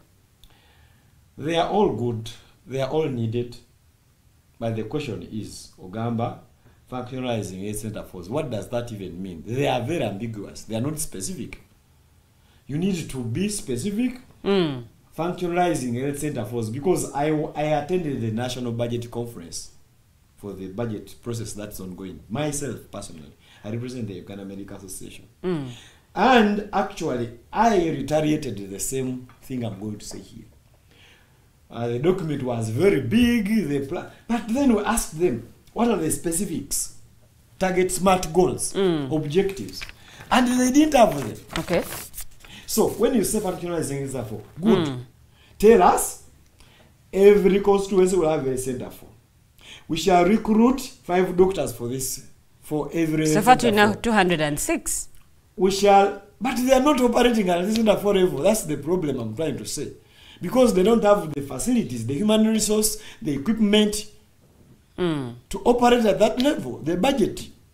So, what are they saying? Are they going to increase the budget such that they equip, they put human resource, such that they put the supervision systems that are needed in place to ensure that lidagala bwerija lisigalamu, because lisobola okujja ne liyita mu lujja ne libaako gye liraga. You get? Oberi mu ne liggwera mu clinics abasawo abamu ze bakola. Yes, those are all possibilities, but it is upon government, it's upon leadership to ensure that those don't happen. It's not upon, the thieves will not stop to be thieves. And I can tell you, thieves are everywhere. The question is there a will okulaba nti ebyobulamu biterezebwa okutuuka ku mutindo World Health Organization gwe yatulambikira okubeerako? We don't even, World Health Organization is setting a template. Yes. And the template is not actually the best. It's just a baseline. So we have even to focus beyond even what a World Health Organization says. But if we are to go there, political will must be there, because politics decides everything. Okay. It decides everything, even my coming here. You get it? So political will is a gross product or service, commodity that we lack as a country. We lack political will to get things done right. Okay. We want shortcuts. We want deals. We want to buy bypasses. The time is now that our politicians, those in the State House, abaliyo, President Museveni aliyo, n'abaddayo mu 2026 and beyond, there is need. You see, I was looking at manifestos for the different political parties, and some of them have very good proposals for the health care sector. Okay, but are they feasible? The proposals they have, are they feasible in a country like Uganda? Many of them actually are as we stand. Feasible. They are very feasible because Uganda is not lacking resources. Uganda is lacking proper use of resources at hand. Okay. Yes, the resources are available. The money we have is good enough to get us going at a template level, at a skeleton level. Okay.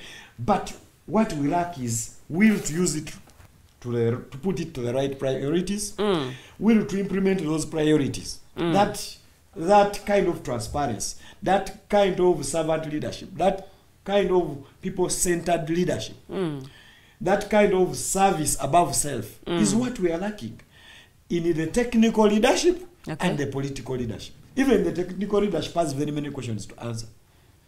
I know the technicals are usually appointed by the political, or the other way. There is even not the other way around. It's the technicals are appointed directly or indirectly by the politicals. So that will to put our resource, one, to make the right priorities, then put the funds and our resources on those right priorities, then the care sector of Uganda can be revamped in 5 to 10 years and it becomes the best sector, the benchmark center. Because what don't we have? Human resource tulina. Okay. When it comes to the center zetutalina because wetubanga tulilayinga nnyo ku donations oba grants okulaba nga ebyobulamu byaffe bisigala biyimiridde ensonga lwaki nti USAID okuwithdrawinga kwayo kwa affectinga nnyo ministry y'ebyobulamu ne wesanga nga amadagala agamu tegakyasobola kufunika. It is week 3 of the presidential election campaign. Yes. I've not yet seen tear gas. I have not yet seen bullets being fired carelessly at innocent supporters. Yet, this has been a very big budgeting item in the previous campaigns. You see? So, that means the tear gas which was procured is a waste of money. We can actually have a successful campaign without chaos. The 2 weeks last are a testament. Of course, there have been some glitches. Yes, some glitches have happened here and there. Okay. And the security team and the have clashed with candidates. Make sure they don't clash with candidates. Candidates are not armed. Candidates are simply talking to voters, selling them their ideas, and they should let them be. They should not disturb any candidate. Okay. So the issue is our priorities. Let us look at the expenditures at parliament level. I saw the speaker having a budget, annual budget of almost $1 billion for dressing. Dressing. I mean dressing. Why should people leading a poor country dress like they are leading the US, leading the UK, leading Singapore? Even offices ebalimu byebimu kubijjira ku offices zino I zebalimu. can tell you, if I were a president, if I were a speaker, I wouldn't have changed my dressing. For even 2 You're years. representing a country bwe tubanga bayise olutuula lw'aba speakers ku mawanga ku lukalu lwa Africa. Gwogenda tu representing. Ekikulu si nyambala yange. Byendeese mu mutwe. Your head, your brain. Before you speak to soka kulaba bw'ofaananye. Wali mu kikubo kyogamba batundawo suuti za mitwalo 25. Weziri. Tewaliwo za mitwalo 3. Weziri. Tewaliwo za 5. Lwaki speaker ayambalayo obukadde obutaano? Bw'abanga alina obusobozi. Talina busobozi. Ali mu kukwata sente za muwa musolo. Lwaki ashopinga engoye azijja yuke? Wano tebakola ngoye. No. We have to get serious. Ayagala kisingako ku Uganda kyekola. Ate lwaki agenda kulembera eri gyazijja. Agende yesimba eri abeere mu office. Njagala tusale oba oliawo ngeri gy'oleese ensonga y'ebyobufuzi. Kiri kankubuli. No, olwakadde njala tukomewo. We have to cut our coat according to our according to our size. Size of our coat according to what we can. Naye toli bw'aba alina obusobozi osobola omukugira. Ewa bobe uwo. Ngoyingiza akakadde kamu. Nga nyina obusobozi obuli enkoko na daily basis. Ngoyingiza akakadde kamu. Toyina moral authority kulya nkoko buli lunaku. Kubanga tojja sasula sente za landu. Kubanga tesanzire njusula mu ya sente mmeka. No, abana bajja ku lwalo okole fundraising nga mwana alwadde malaria ya mitwalo 10. Okay. Kubanga you don't know how to choose priorities right. So neggwanga lyaffe priorities zirina kuba ku services bwe tuba nazo mu production abantu baffe bonna bajja kusituka buli omu asobola okwesobola buli omu asobola okuaffording a decent life n'abo abakulembeze balina emirimu gye baali bakola nga tebanajja mu office za gavumenti basigale nga bagikola naye ate abamu tebalina mirimu naye lwaki tubawo obukulembeze ffe tubalonda bannayuganda nze ebiro ebibiina by'ebyobufuzi ne bibawa kaadi nze am a university lecturer Okay. I am a medical doctor Newe mfuka mpinja sigala ndi university lecturer nja sigala ndi medical doctor. Oyoge olese mwensonga yebyo bufuzi njagala tusale kubanga wali oyagala kukiikirira abantu b'amawokota South mu parliament ku ticket ya NUP. Naye ngenda okutunula mu lukalala bwendi ng'erinnya lyo ndinoonya siriraba. What happened? Ekisooka nja kwogeranga omu ku bakulu bwe yayogera yagamba kirabika byembakoledde kusizira ku byembakoledde ab'ekibiina kyange kya NUP tebabisiima bakuwa ensonga lwaki tewafuna kaadi tebalina nsonga gye bampa naye kirabika tebasiima mirimu gyange kubanga ground yali ekola ebitundu 6 ku buli 100 then ebitundu 4 ku buli 100 oba oli awo ne biva mu bibuuzo bino bibaali bababuuza kankuwa ekyokulaba ground yo teyawera nga sinaba kuddamu ekyo ground ekisooka yawera naye nga sinaba kuddamu ekyo 2018 namaliriza university ne before university nalinze nfokasinga ku kulwanirira bwenkanya obw'abantu abalala kubanga manya abantu abanetolewe bano obwenkanya nange obwenkanya indirectly mbambukoze eki ngambufunye era bwe maliriza university mirimu gyaliwo appointments zaaliwo nene nchuzinga okugenda mu people power mpeereze bwannachewa wali kusasulwa era nembeera akulembera ba professionals mu people power kwa mobilizing atumobilezi ba teacher abani ba doctors ba health workers buli professional manner of ekifo ekyo ndoza kye kiri mu Dr. Judith nalukwago mu bigere oluvanyuma lw'okusalawo ne stadium ku Kisaba nemperezanga registrar wa kibiina kya NUP Mpigi district nemperezanga akunga abavubuka mu Mawokota South nemperezanga akulira medical team ya people power national before nga tekinnabeera kibiina kya byabufuzi bwetufuuse ekibiina era nembeera omu ku bakulembeze abaasooka the first 30 leaders of NUP first national NEC nembeera NEC member omulimu gwenkoze with pride ebbanga lyonna nga gulina risks nyingi gulina ebyokwefiriza bingi mwaka oguwedde awo waliwo contracts zetwawandika grants netumala zisigninga ne bamala ne batugamba twakenza okebera ng'oli ku NEC ya NUP kitegeeza oli ku ludda oluvuganya tusobola kukolagana nammwe kampani zange ne zifiirwa ebintu ebyo byonna so ebintu bingi bye tuyiseemu naye okusaddaaka oba okuwaayo kati nze kankubulire ffe twawaayo owulira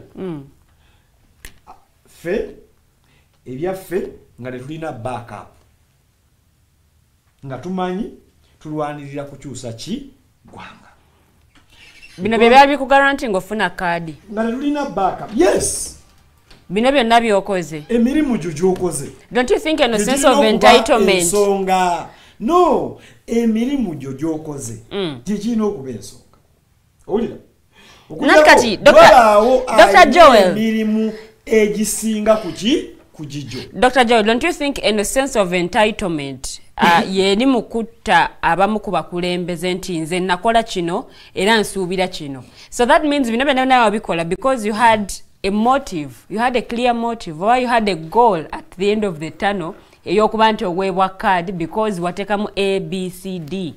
That is true but also not true. Olw'ensonga ekibuuzo abantu baagala obukulembeze ye problem y'eggwanga balina okulonda the best of abakulembeze abali available. Best omulondo otya otula naye n'akuwa sente n'omuwa endorsement abeera just mukwano gwo abeera wa luganda lwo owulira oba abeera oyo akufukaamirira best alondebwa kusinziira ku potential credentials yensonga lwaki bwe twali tu applying bagamba tuwe CV then tubuulire byokoledde ekibiina NUP owulira then tubuulire membership ye y'ekibiina then tubuulire national ID status yo owulira then tubuulire ne byokoledde abantu ku ground contribution ye erikola ki eriwa CV kitegeeza balaga trail yo owulira nti achievements ziriwa then betegereza n'omuntu ebigendererwa bye bikola ki biriwa so nolwekyo bwe babanga okugaba kadi kusinziira ani afukamirira ani owulira ani ayisiza sente wansi w'emmeeza okusinga obungi nze nga Mirembe ejjowero yo kadi sijja gifuna owulira era sijifuna kubanga nze nfukamirira principles nfukamirira values nfukamirira buweereza si bantu. So kyolagala nti kadi zino zaagabibwa okusinziira ku favoritism abantu bano gye balina eri abakulu mu kibiina. Kati kankubuulire reality eri nti kadi zisinga zaagabibwa before even any process took place. Owulira zaali so process ate ne ziba ceremonial. Kati ffe tulwanirira kuteekawo kye bayita system and institutionalism. Tulwanirira democracy. Tulwanirira buweereza. Tulwanirira kujjawo nguzi. Kati bw'oba nga you predetermined who gets a card before even a process, kitegeeza that's corruption. That is disrespect to the institution called National Unity Platform. That disrespect to membership of that institution. That is disrespect to the established procedures and processes internally in the party. You get it? And this has been happening. Deliberately leaders, top leaders have made sure they frustrate members of the party. Mukusaba ekifo kino mwaliko bameka? Waliwo abalala bangi. Nga bana ndowooza. Fact, basatu. Mwali basatu. Ekifo kino ekisooka. Sigwe gwasooka okukisaba. Ekifo kino nakisaba mu 2021. Tekyatuukawo. Pate newagira candidate we for DC. Honorable Yusuf Sibambi. Instead of supporting yes, instead of supporting flag bearer, nibajja ne banyinyolwa ne bangamba bali bakola United Forces of Change. Ne bawagiramu Honorable Yusuf. Nenga that was the public explanation. At that time they gave you an explanation. This time round they didn't give but you. But they gave an explanation after the elections. So that was betrayal. You endorse a candidate and you go behind the candidate to support another candidate without formally informing your candidate. A candidate who has been with you in the tunnels from A to Z. I joined People Power when it had a one-room office in Cambodia. When that happened, when the betrayal happened, what kept you in NUP up to this time round? And I worked hard because the bigger struggle was, and the bigger picture was, let us find a way to coalesce, to come together and fight for the bigger Uganda. So it was never about this political position. It was about putting forces together. And after the election, definitely. Akalunga tuvude mkaluka 2021. Yes. We came together, the explanations and everything.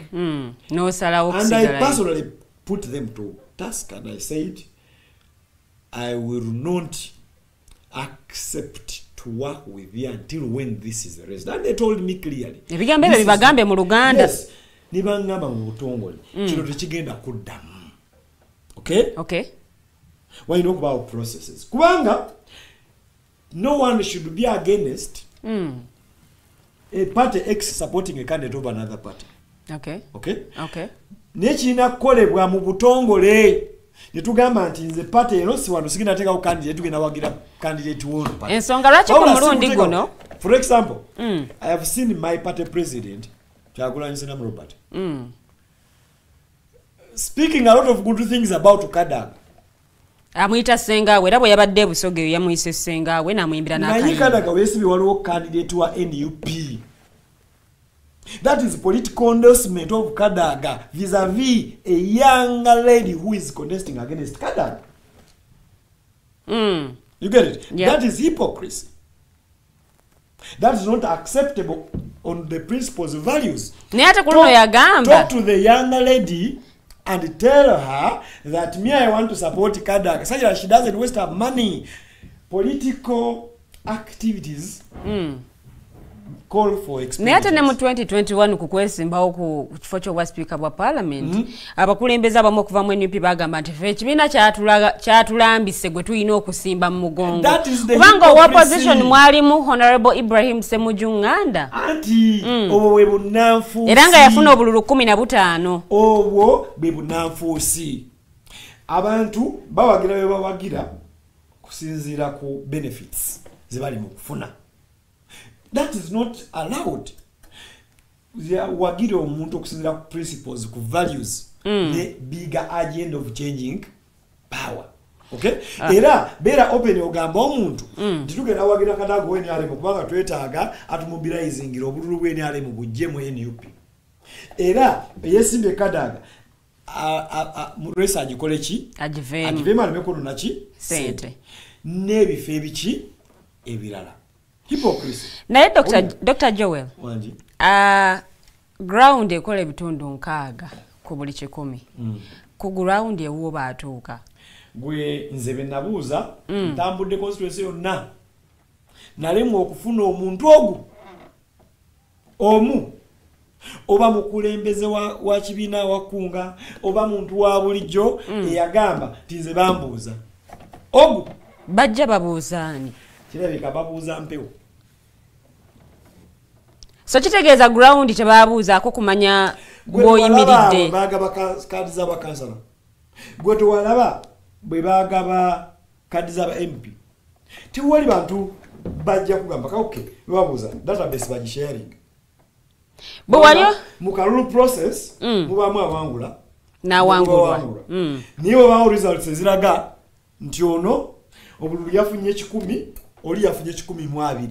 Bino byogera because tewafuna kadi nti singa wafuna kadi olimi lwali badde lulala mu pate n'abakulembeze bwogenda mu process eno wali ogyesize nti ng'osuubirayo obwenkanya oba amazima okubeera approved nali nkyali member wa National Executive Committee era twagidebatinga tubaamu ne sides 2 nga bamu tugigaana abalala nga tugikkiriza. Wali ku side ki? Zenali ku side igamba tukozese process endala. Okay. Naye bwe tumala mwali kozesezanga ya NRM yokusimba mu mugongo. Tumala okufuna waliwo other processes. Okay. Bwe tumala okufuna consensus position nafuba tulina ojuwagira. The democracy. Oba n'ekikyo n'olina aba n'ekikye bwakusinga ng'ogenda n'ekiki n'ekyoli. Kakati process yalina strict guidelines ne bwino okutambula. Yeah. Vetting committee akozesa byayo birala. Aba ground survey. Yeah. Bali balina okubanga tusobola okumanya. Nga tusobola okuba ne figures. Nga tusobola okwakasa nti bino byakolebwa. Owulira? Amazima tewali buli kimu kiri invisible.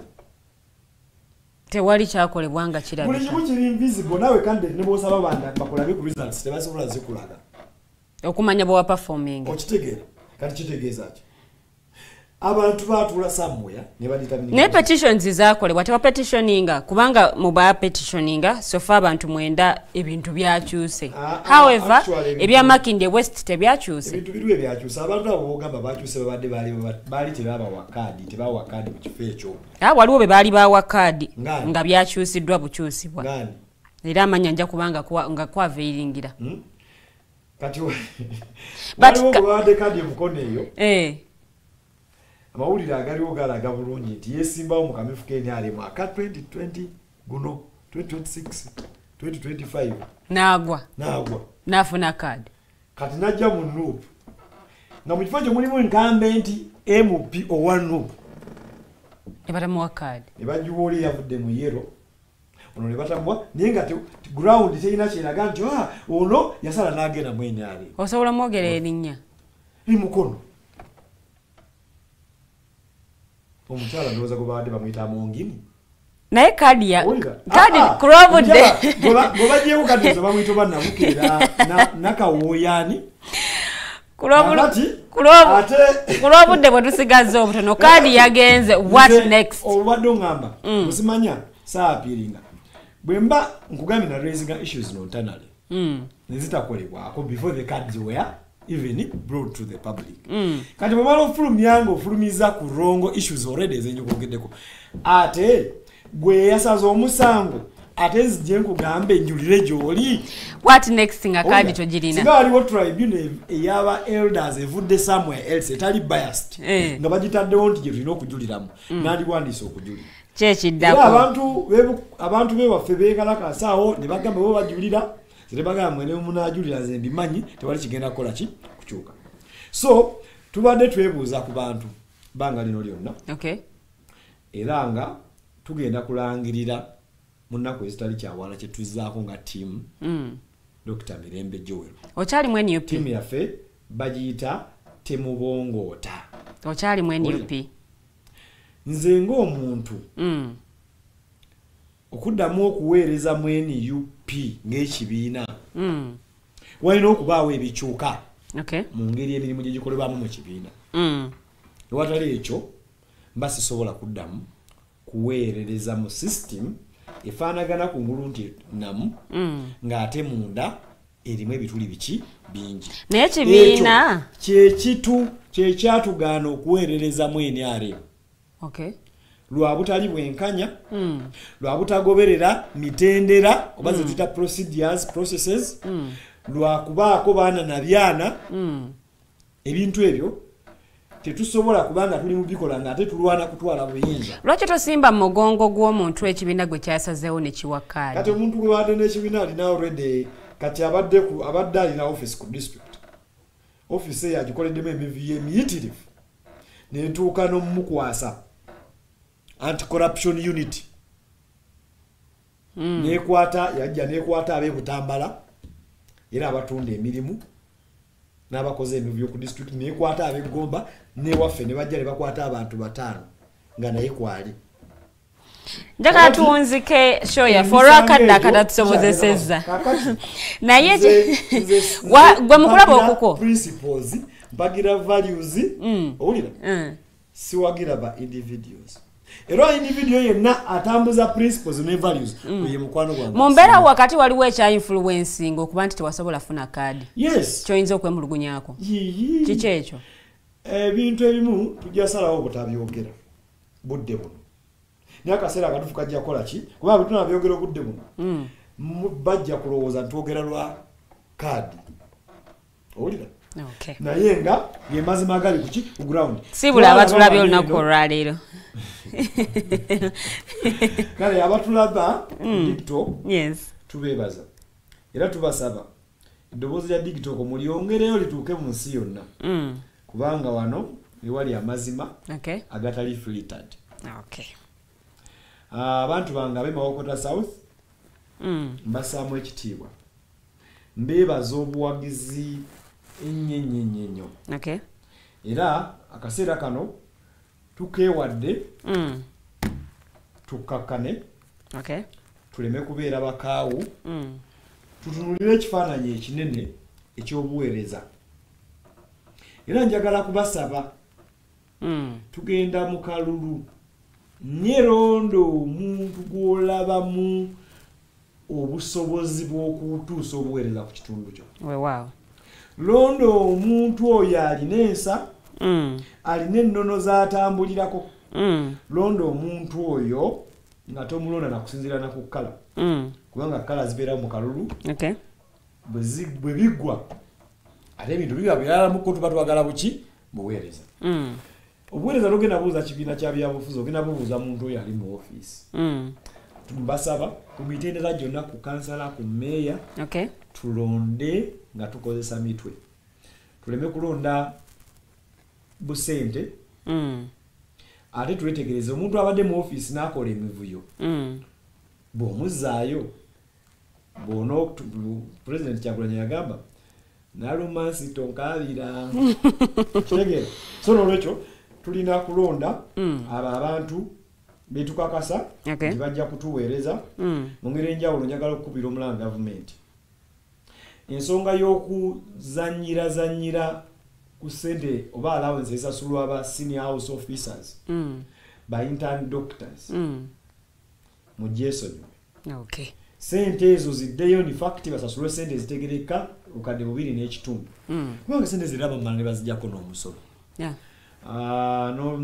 Njagala kumaliriza nga nebaza mu abatukyaziza tuyisewo eddoboozi lino era abantu b'emawokota obudde bwonna tujja neyanzege njagala okuwunzika programu yaffe olunaku olwaleero n'amawulire ate yagatutuuseeko ag'ennaku ag'okufa kweyaliko prime minister w'eggwanga erya Kenya Raila Odinga. Ono nno yali prime minister ow'eggwanga erya Kenya mu mwaka gwa 2008 okutuuka 2013 yafudde oba yavudde mu bulamu bw'ensi eno mu ggwanga erya India era ng'ono kigambibwa nti yafudde cardiac arrest era ng'afiiridde ku gy'obukulu 80 gy'abadde yawezezza. Ono nno abadde yeesimbyewo okuvuganya ku ntebe y'obwa president mu ggwanga erya Kenya mu myaka egy'enjawulo era nga ne wano gye buvuddeko yali mu kalulu ako kennyini ng'avuganya kati president aliko Ruto.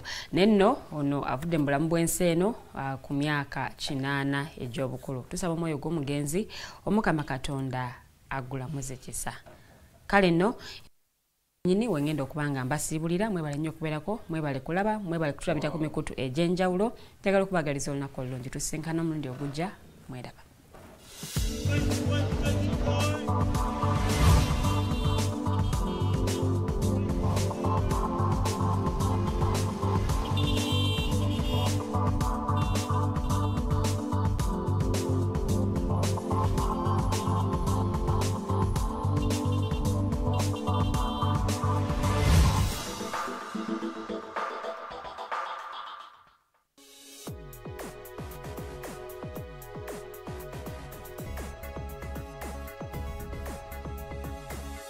The Alternative Dig Talk.